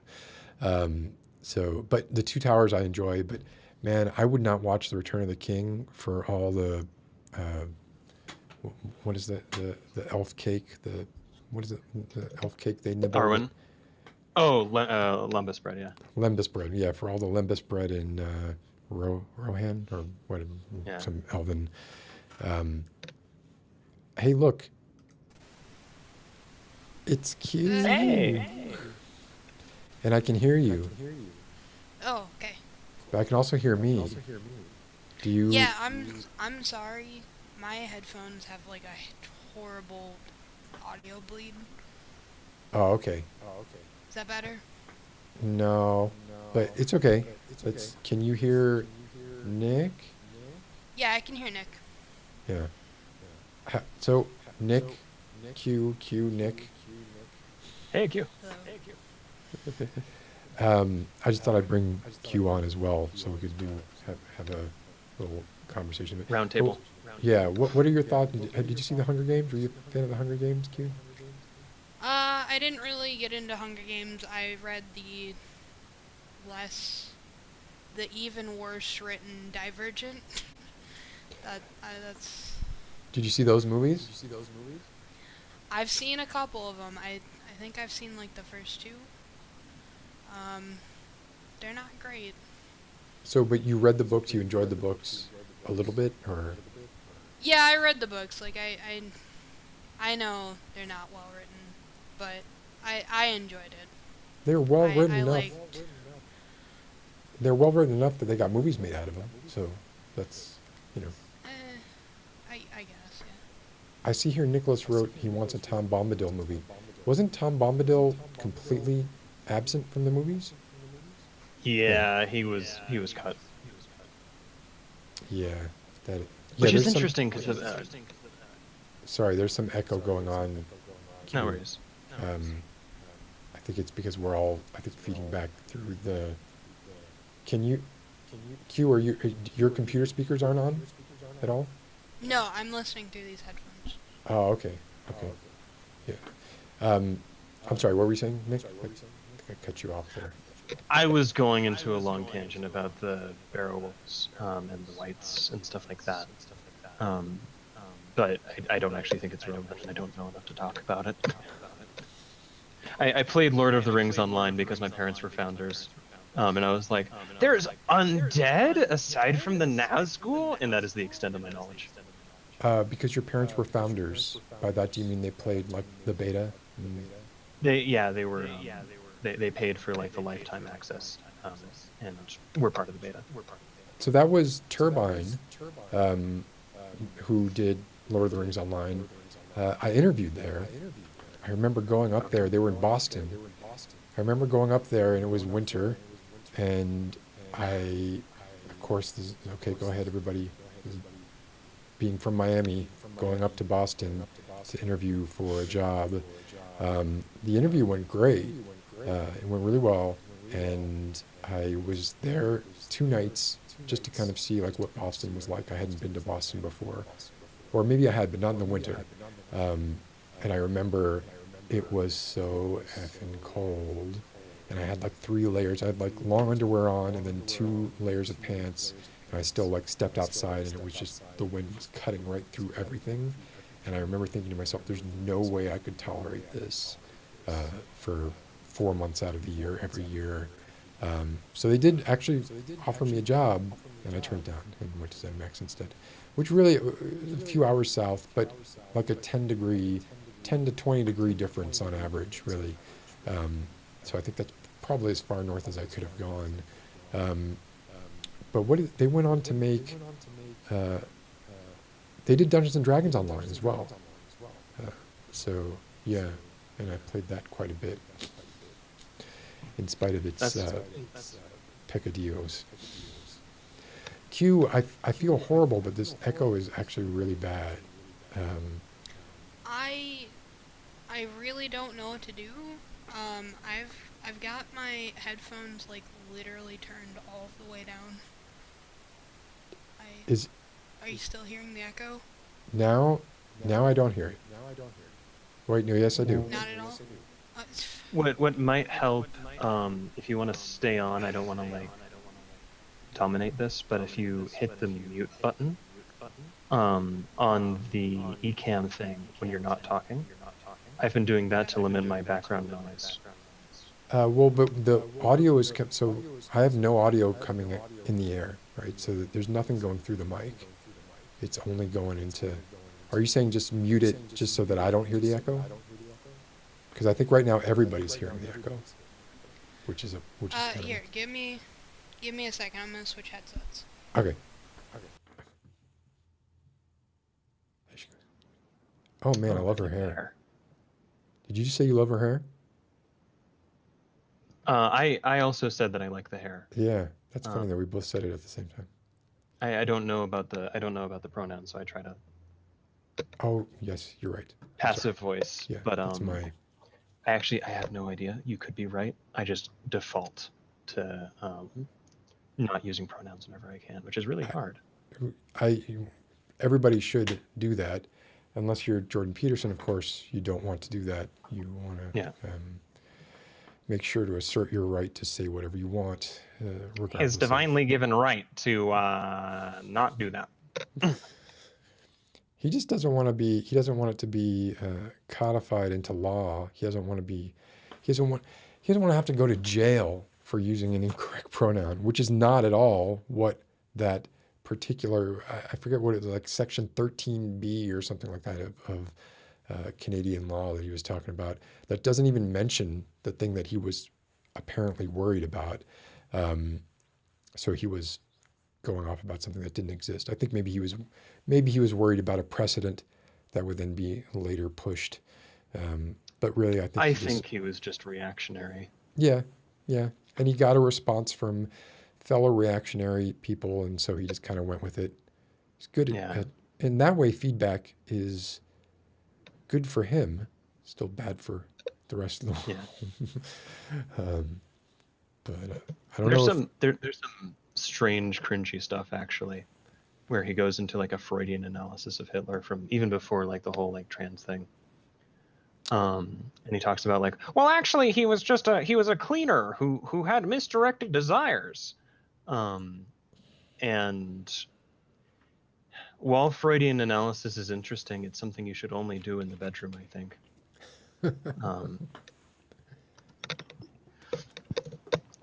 This is coming from someone who has a psychology of religion master's in the family. And so like I can sit and talk about Freudian analysis for hours and hours, but it doesn't make you fun at parties. I can too. My father was a Freudian psychiatrist / psychoanalyst, a very strict one. We had a bust of Freud, and I still have a picture of Freud that he used to have in his office that is right now down in my basement, hanging up. I don't have as bad an opinion of Freud as most people do, but I have to admit that there might be some bias, some familial bias there at work. But when I compare like Jungian and Freudian, I do feel like there is some value in psychoanalysis and the way that specifically Freudian psychoanalysis. But I do think that like the kind of watered down cognitive behavioral therapy kind of approach maybe doesn't have as much value. But that's Freud stared into the abyss and found things he was uncomfortable with and chose to believe the world was bright. And I will never fault anyone for that, but it does mean that his earlier work was incredibly valuable and then degraded by his later work. Go ahead. So maybe I might not be as familiar with his earlier work. I'm actually familiar with a lot of his like critiques of other people. My understanding of Freud is he was nearly a nihilist. So I don't. If when he was younger, he was not that way. You're saying? I don't know how you're using nihilist in this context, but what I'm referring to pessimist, specifically, sorry. I should have said pessimist. What I'm referring to rather specifically was that Freud was very, very early on responsible for like this sort of idea that like, hey, it seems like women are getting really, really roughed up by society, and that there's all of this like, I don't want to get into specifics, but like all of this bad stuff happening to women in the age of cocaine. And they keep paying me just to talk about it and just to like figure out if something's wrong with them, but it seems like a much more societal problem. And he got to this point where he was actually talking about more or less like really early versions of feminism, where he's like, maybe things aren't actually working out for either side of this whole gender thing. And he kind of, it became in his best interest not to have that opinion. And he kind of went, well, actually, hysteria is real, and that's where we are now. Yeah, I mean, he made some mistakes, right? I mean, and he was also obviously an avid cocaine enthusiast. And I don't know that that's necessarily like a bad thing, right? In the sort of, well, I mean, he was using pharmacological doses. He was using pharmacological grade cocaine, and he was administering it. And he was a doctor, right? So he was administering it to itself, which obviously there's some ethical issues there. But I think probably relatively safe as a midday pick-me-up the way he was doing it.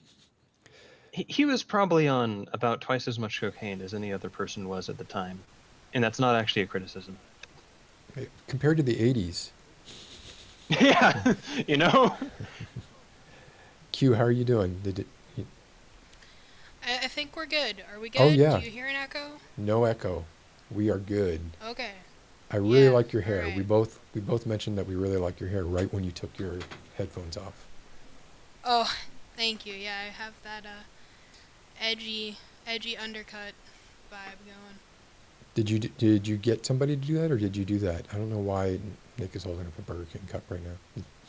I don't know either. I can shave it myself, but it's hard to shave the back. Yeah. So someone did it. Yes, I paid somebody. So some people might not know, Q has been really, and thank you so much, Q, for this. You've been really, really helpful setting up the Discord. Like you've done everything. Like I created the server, and then you basically did everything else. Set up all the bots, set up, I remember you were paying me, like asking for permissions, and I was like giving you permissions piecemeal. And then you were like, okay, well, I can do this now, but I can't do this. So then I eventually just hit the admin button. And the only reason I didn't do that is because Discord is very, like it says to you, hey, you don't want to give people this admin access. Like, be very, very careful who you give this to.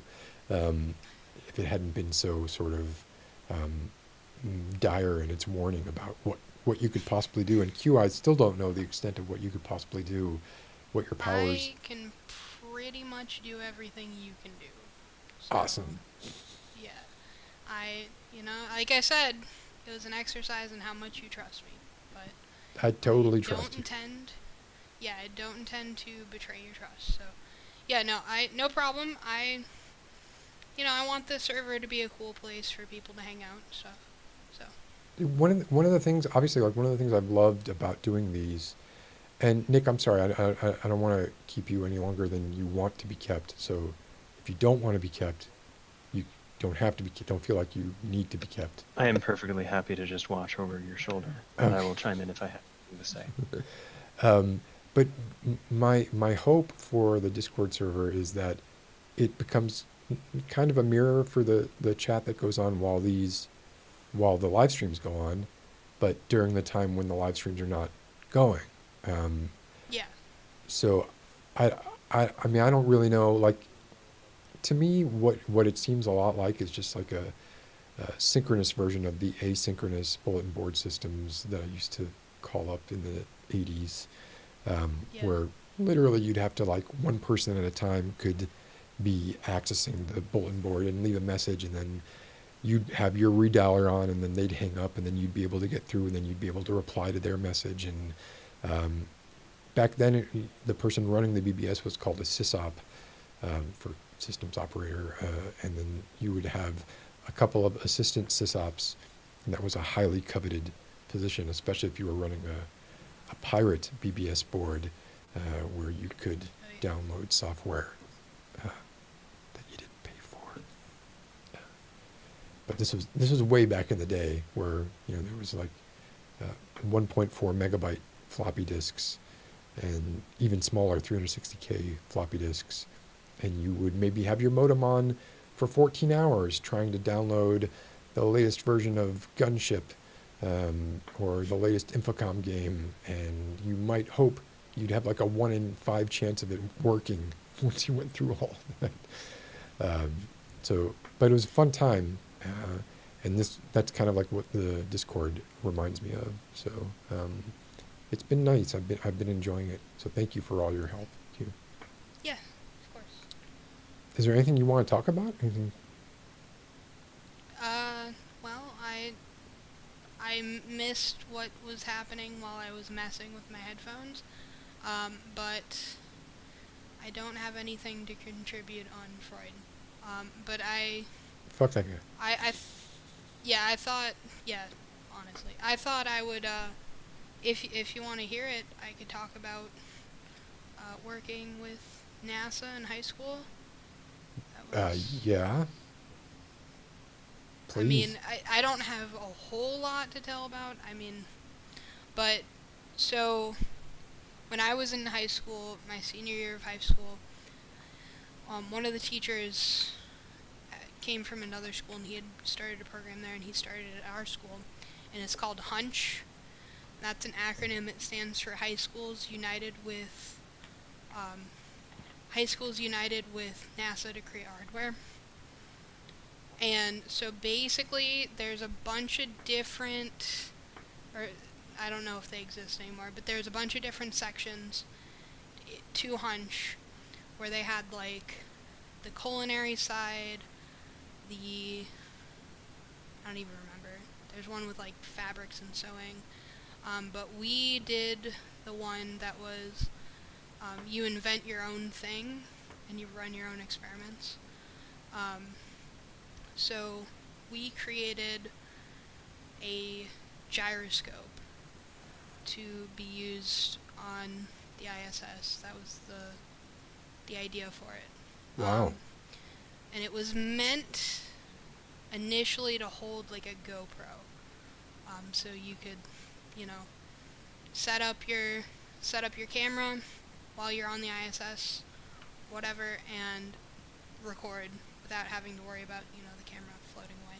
The gyroscope would maintain its position and orientation. Is that or the gyroscopes? Yeah, that was the plan.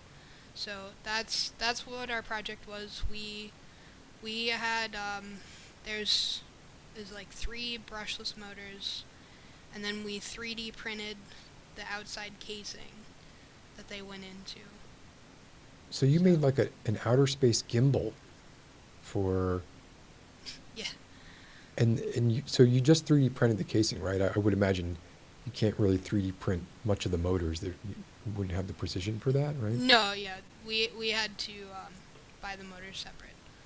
But yeah, that was the basic outline of it. So, and we actually like legitimately worked with NASA. We would actually have Zoom meetings with NASA, like I think once a week or something. It was pretty cool. So this wasn't that long ago. Yeah. This was 2015 that we did this. Yeah. So this is back still when, like in 2015, people still thought NASA was still didn't have, it had funding in 2015, I believe. Well, the funding was being cut even then. Even then? It was being cut. Like, so we actually went to Houston to test our project, and I'll talk more about that. But when we were there, we went to the Neutral Buoyancy Lab. I don't know if you're familiar with what that is, but at the Neutral Buoyancy Lab, basically it's a giant pool where they have a mock-up of the ISS underwater, and then they they put them, the astronauts go in suits, and they counterbalance weight them until they're neutrally buoyant underwater to practice working on the ISS.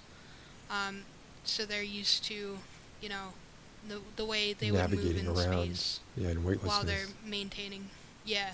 And So getting a when little we were- resistance as well. Yeah, when we were there, they have this giant pool to have the mock-up of the ISS, right? Well, I guess there was excess space in the pool, and that excess space in the pool had like some stuff in it, and that was being rented out to some corporation to use because they were losing funding. That They makes had to sense. fund it somehow. Yeah. That makes sense. I feel like NASA is like was like really, really awesome and cool, 20 or 30 years ago, and now it's like SpaceX's older, slower dad, or something. Or not just SpaceX, but basically all of these sort of private spacefaring corporations that are all about flash, and I guess attract a lot of investor money and angel investor money, whereas NASA may be seen as a little ricketier and just government dependent, and yeah. But I'm not saying that to like to throw shade on what you were doing there at all, Q, because I think NASA's awesome, and I think most people still think NASA's awesome. I'm personally a fan. So. But so what did you actually do? What was your role? So my role on the team, because I'm not really a engineer, I don't know that kind of stuff.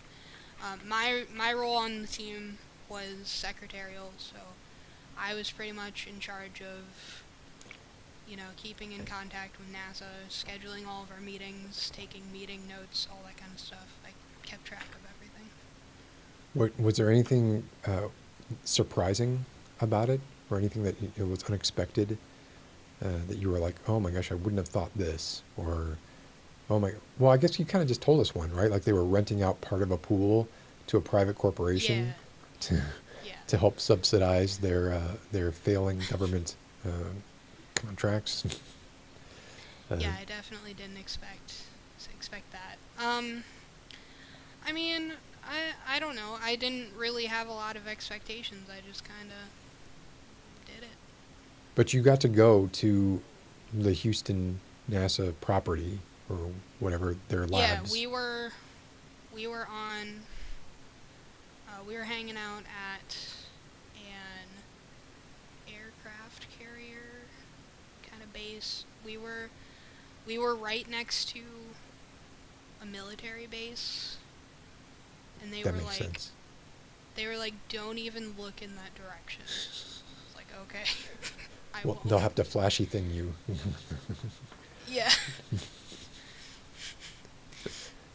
That's pretty cool. Certainly for high school. I guess I don't. You said the acronym was HUNCH? Yeah, HUNCH. I understand High School United, but where is the C High and the Schools H? United with NASA to create hardware. Oh, create hardware. There you go. There's the C and the H. And that's they're I don't want to say taking advantage of it, but they're mining the resources of young minds to get the best and the brightest, and to get ideas that maybe they wouldn't know where they would have come from. And that's how they got the ballpoint pen, right? Yeah. That's pretty cool, Q. I like that. Nick, you got any thoughts on NASA?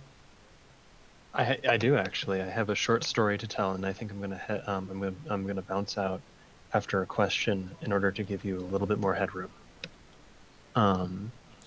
So the Challenger mission, the one that ended unfortunately. Not many people know this now, but there was a teacher on board who was fully trained to be an astronaut, but was not Kristen an McCullough. astronaut. Yeah. But he wasn't an astronaut sort of by profession. He was just a teacher who they trained to be an astronaut in order to like education about space and stuff. She. She? Oh, sorry. Kristen McCullough. I use he for a reason that's relevant to the story, but I actually didn't know this. Oh, okay. Yeah. So I'm sorry. So Kristen was in there because she was the backup. Because my grandfather was originally the one who was trained for it. And he got a cold 2 days before the flight. That is. And they don't. Go ahead. Go. And well, go ahead and respond because the story gets worse. Well, no, that is. I mean, that's insane. I mean.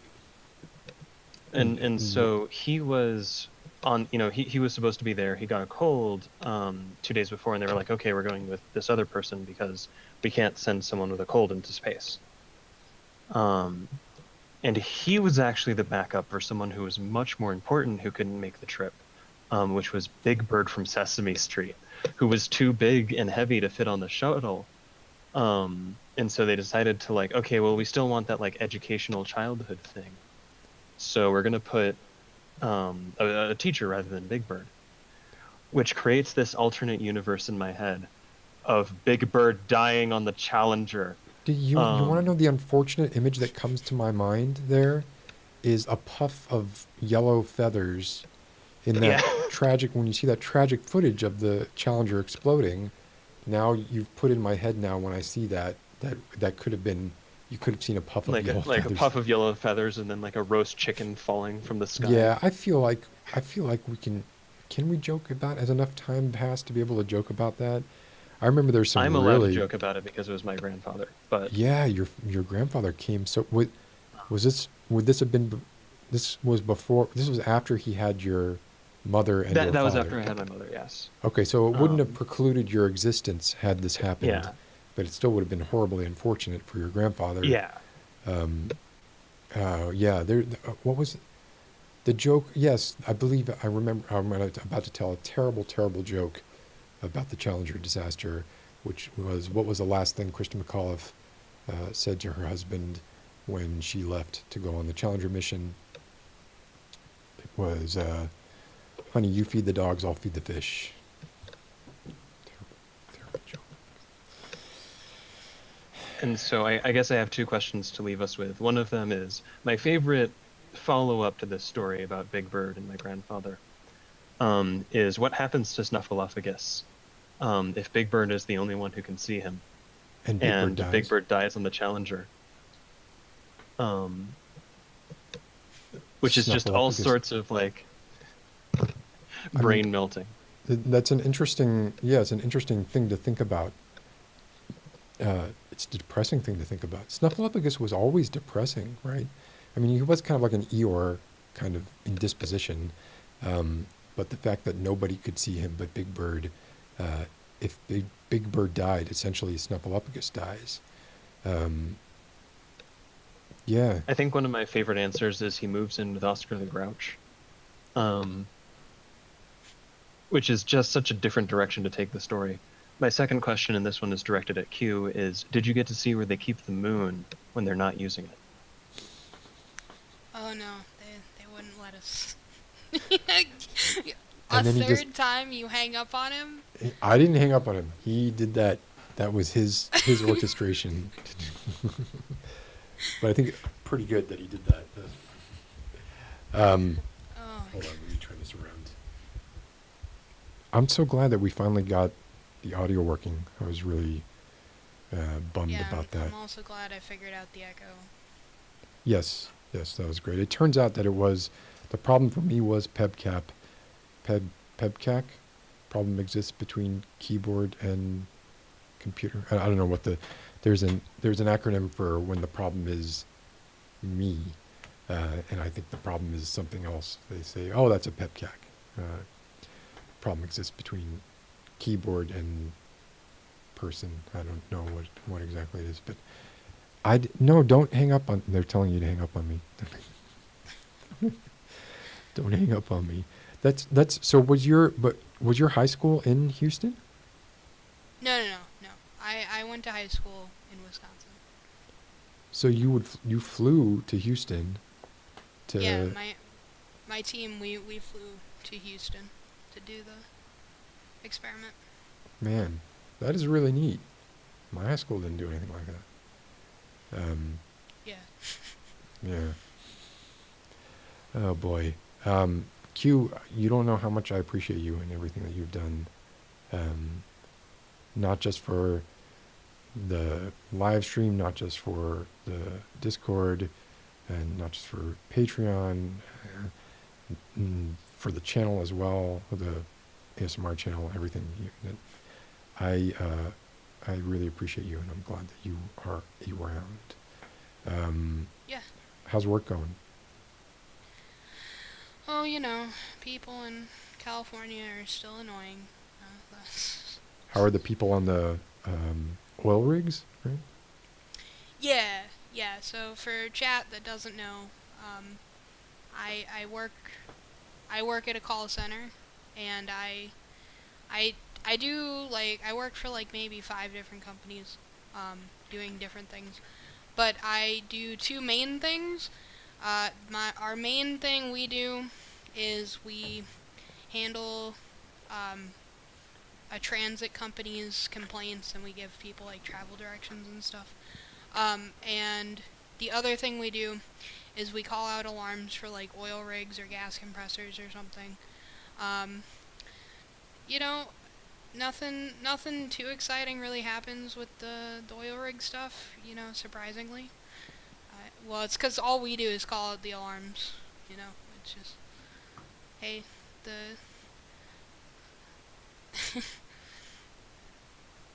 This is what Nasha's, this is what I deal with. Nasha's trying to incite things. Yeah. That's fine. I mean,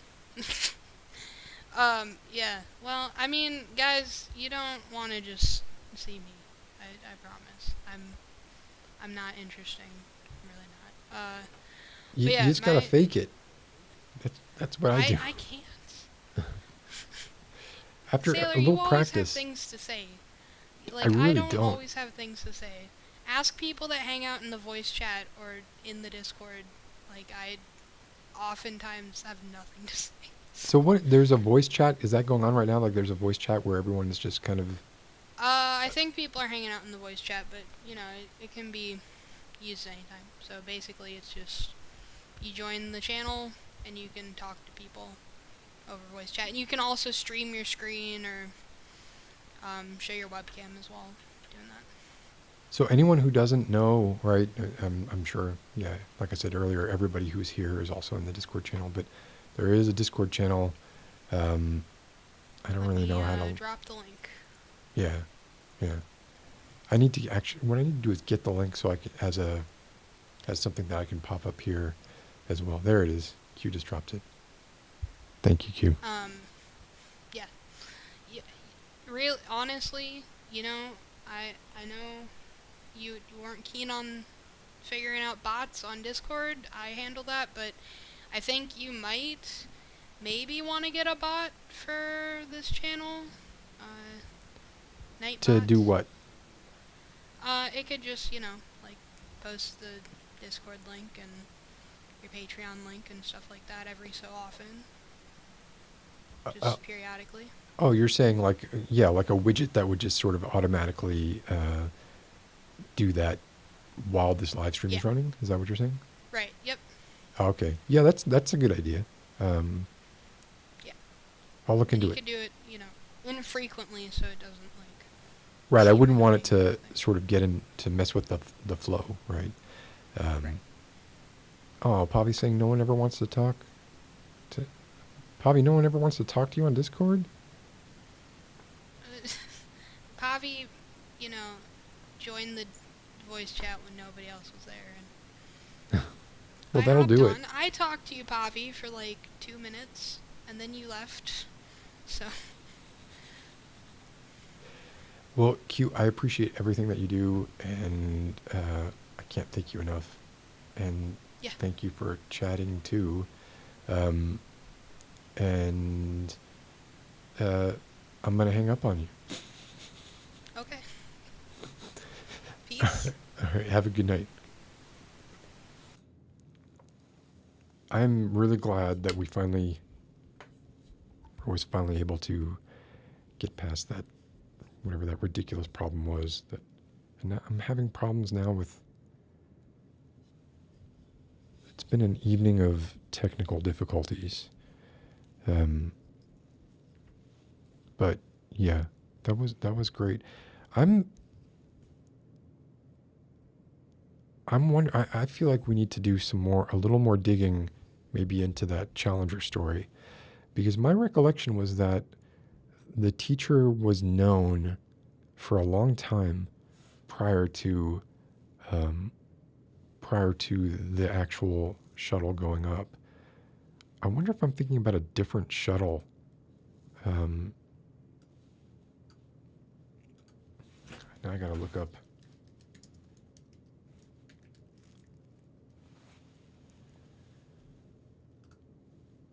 Yeah, Krista McAuliffe was an American teacher and astronaut.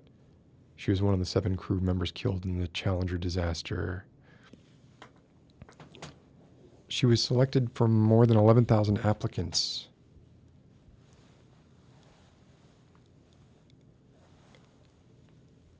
So my recollection is that she was interviewed a lot prior to the launch, and there was a bunch of press about it. So I'm wondering if we're conflating her with somebody else, or a different person, either on the shuttle or on a different shuttle that exploded. There you go. Yeah, that would take care of it then. But yeah, I remember seeing that. I think I was in school, I want to say, when it actually happened. 1986. Yeah, I would have been in elementary school. I want to say that I couldn't have seen it live. I feel like I did, but that's an invented memory. But yeah, Grace, where were you, Grace? Do you remember? Does anybody remember where they were when the Challenger exploded? I remember where I was on 9/11. I was at work. Man, that was a terrible time. But honestly, you know what? This is a pretty terrible time too. So actually, yeah, there's been exponentially more deaths from COVID. But what are you gonna do? I need to take a quick break. I know we've gone pretty long. I'd like to read that chapter of Master and Margarita, but I need to take a bio break and just not talk for like 1 minute, and then I will go into it, and then we'll call it a night. So if you want to stick around and listen to chapter 2 of the Master and Margarita, which I'm telling you, it's good, and it will make you want to read the book. I will be back in a minute. Yes, a vivid memory for you. Oh, Roman check 2. Yeah, I can see that explosion in my head over and over and over again. And of course, later I was a large fan of Richard Feynman, the quantum physicist, who was brought on to investigate the Challenger disaster and ended up being the one who kind of discovered that the O-rings that sealed the liquid fuel or the solid fuel boosters around the edges did not maintain their proper contractility or expansion characteristics beneath a certain temperature. And because it was beneath the temperature that day, those O-rings allowed the fuel to escape, causing the explosion. he talks a lot about that in his book, Surely You're Joking, Mr. Feynman, and the follow-up, which I recommend those books. They're really good. They're just, I don't even think he wrote them. I think he just dictated them. I think he was just telling stories to someone who then wrote them down, because what a life that guy had, Richard Feynman. Got to hang out with Albert Einstein and Robert Oppenheimer, and was kind of considered the fringe scientist of the bunch. But anyway, I will be back in a minute or two, and we will see. Is that? Yep. We'll do the Master and Margarita and then call it a night. So I'll be right back.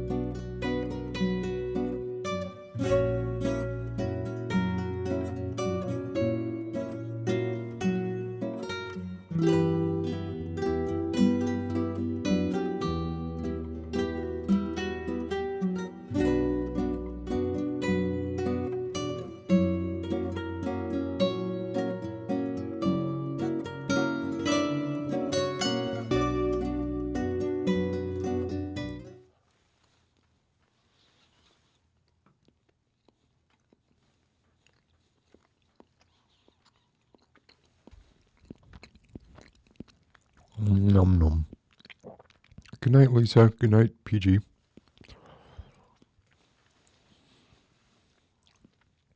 You want to just stare at that?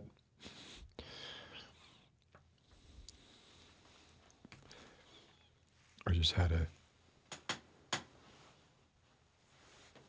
Hawaiian bun. I never know which. I always get these wrong. I gotta put like a piece of tape on the right ear one.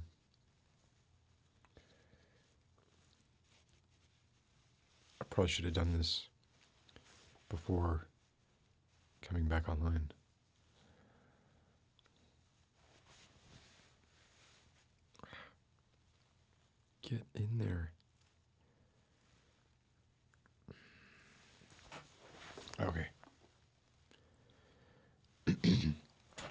I scarfed a Hawaiian roll.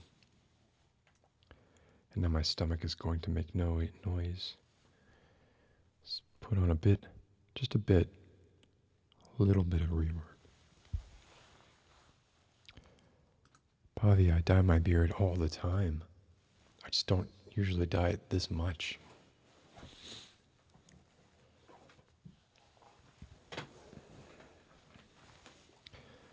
So we can talk about it. But this was a mistake.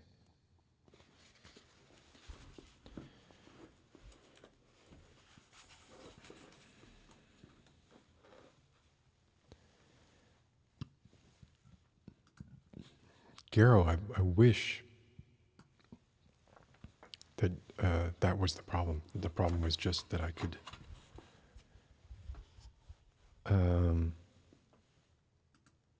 because I want to. I don't know, it makes it look thicker. I mean, I usually just do it enough to, like this is clearly a mistake. Yeah, no, it was not for an ASMR video. It was just a mistake. Okay.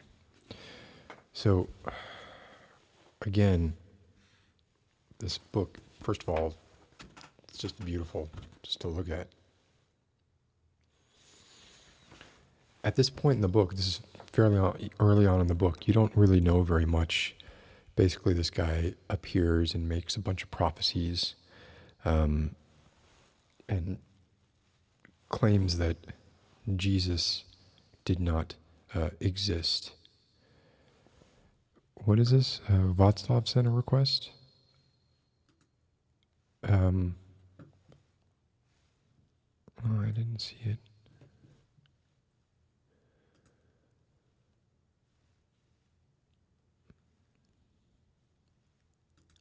Well, it's going to be either or. I'm not going to be able to do both.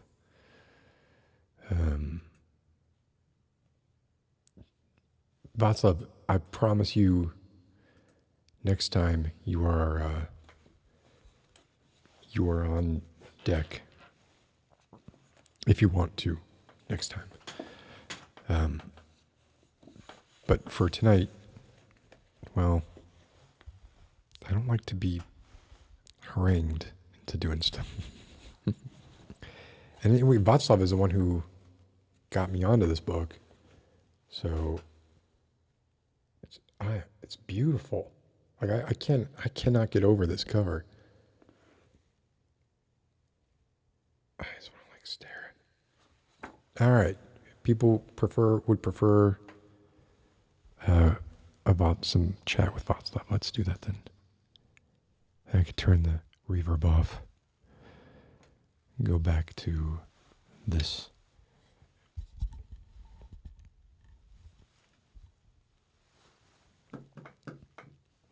And let me... What is this nom de plume?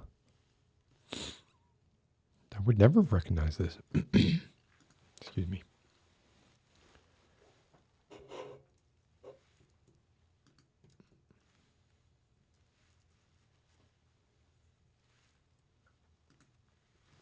Okay.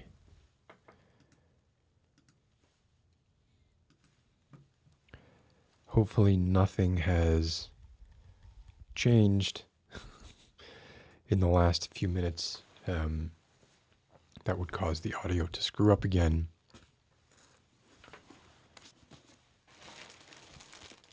And I have the request out to Václav.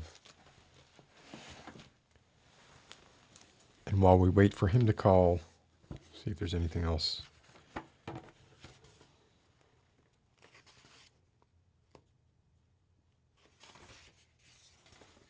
In this wonderful Jordan Peterson.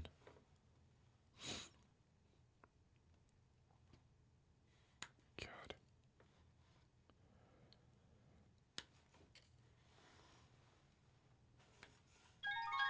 Oh, there it is. We're saved by the bell. Oh, rip. Dustin Diamond. It's unfortunate. I actually like, because Dustin Diamond wasn't like the most reliable kind of person, and he kind of seemed like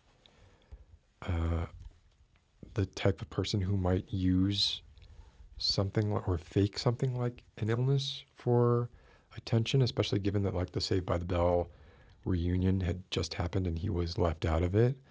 I actually like thought he was faking or was exaggerating how bad his illness was, and it turns out, of course, man, he died in like a month after getting the diagnosis. It's very sad. And with that, welcome Václav, who appears to be using a cardboard box pinhole camera. I can kind of see a face. Can you hear me? That sucks. Oh. I can hear you, but it sounds like the reception is... Oh, they're just updated. The connection seems to be very low. It's... unfortunate. I love your robe. I feel like I'm speaking to maybe a dictator. Well, the thing is that right now I can see myself very badly, and I can hardly hear you. I don't know why, though my You can hardly hear volume me. is turned on very high, but well, maybe tonight that wasn't a very good idea for the talk, because yes, you can see the quality. It's really, Do you sometimes... really bad. Is reception there spotty? Like sometimes it's good, sometimes it's bad, sometimes...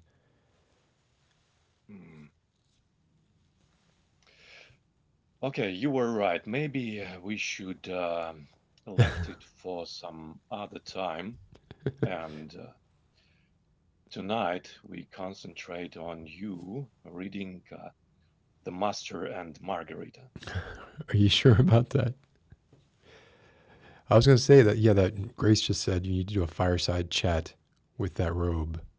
From what I can tell of that robe, I only see like a few pixels of it, but it appears to be an impressive robe.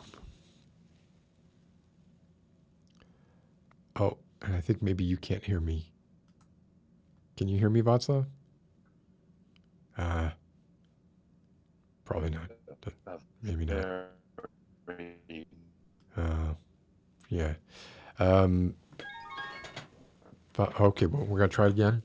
Are we trying it again, Václav? See if it makes a difference. Nope. Nope. Okay. All right, I'm calling it. Yeah. Everybody's great. This was fun. I will put... Václav will be on the slate to go first, if he still wants to, next stream. Lero de Agua, hi, and also good evening, because you're here just for the end of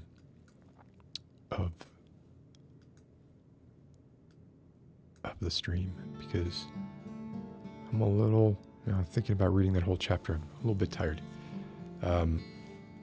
One day it's going to happen. I promise. Yeah, it did look... Václav looked like he was like...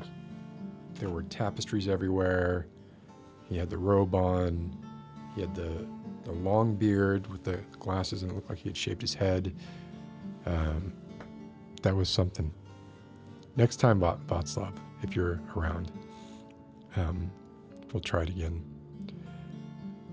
All right, thank you all for sticking around for another one of these. And we'll be back next week, episode 26. Try and think of something. Actually, yeah, I have like ASMR video ideas in the Discord, but ideas for this as well would be good, as I feel the well is running a bit low, and I do need to work on an ASMR video.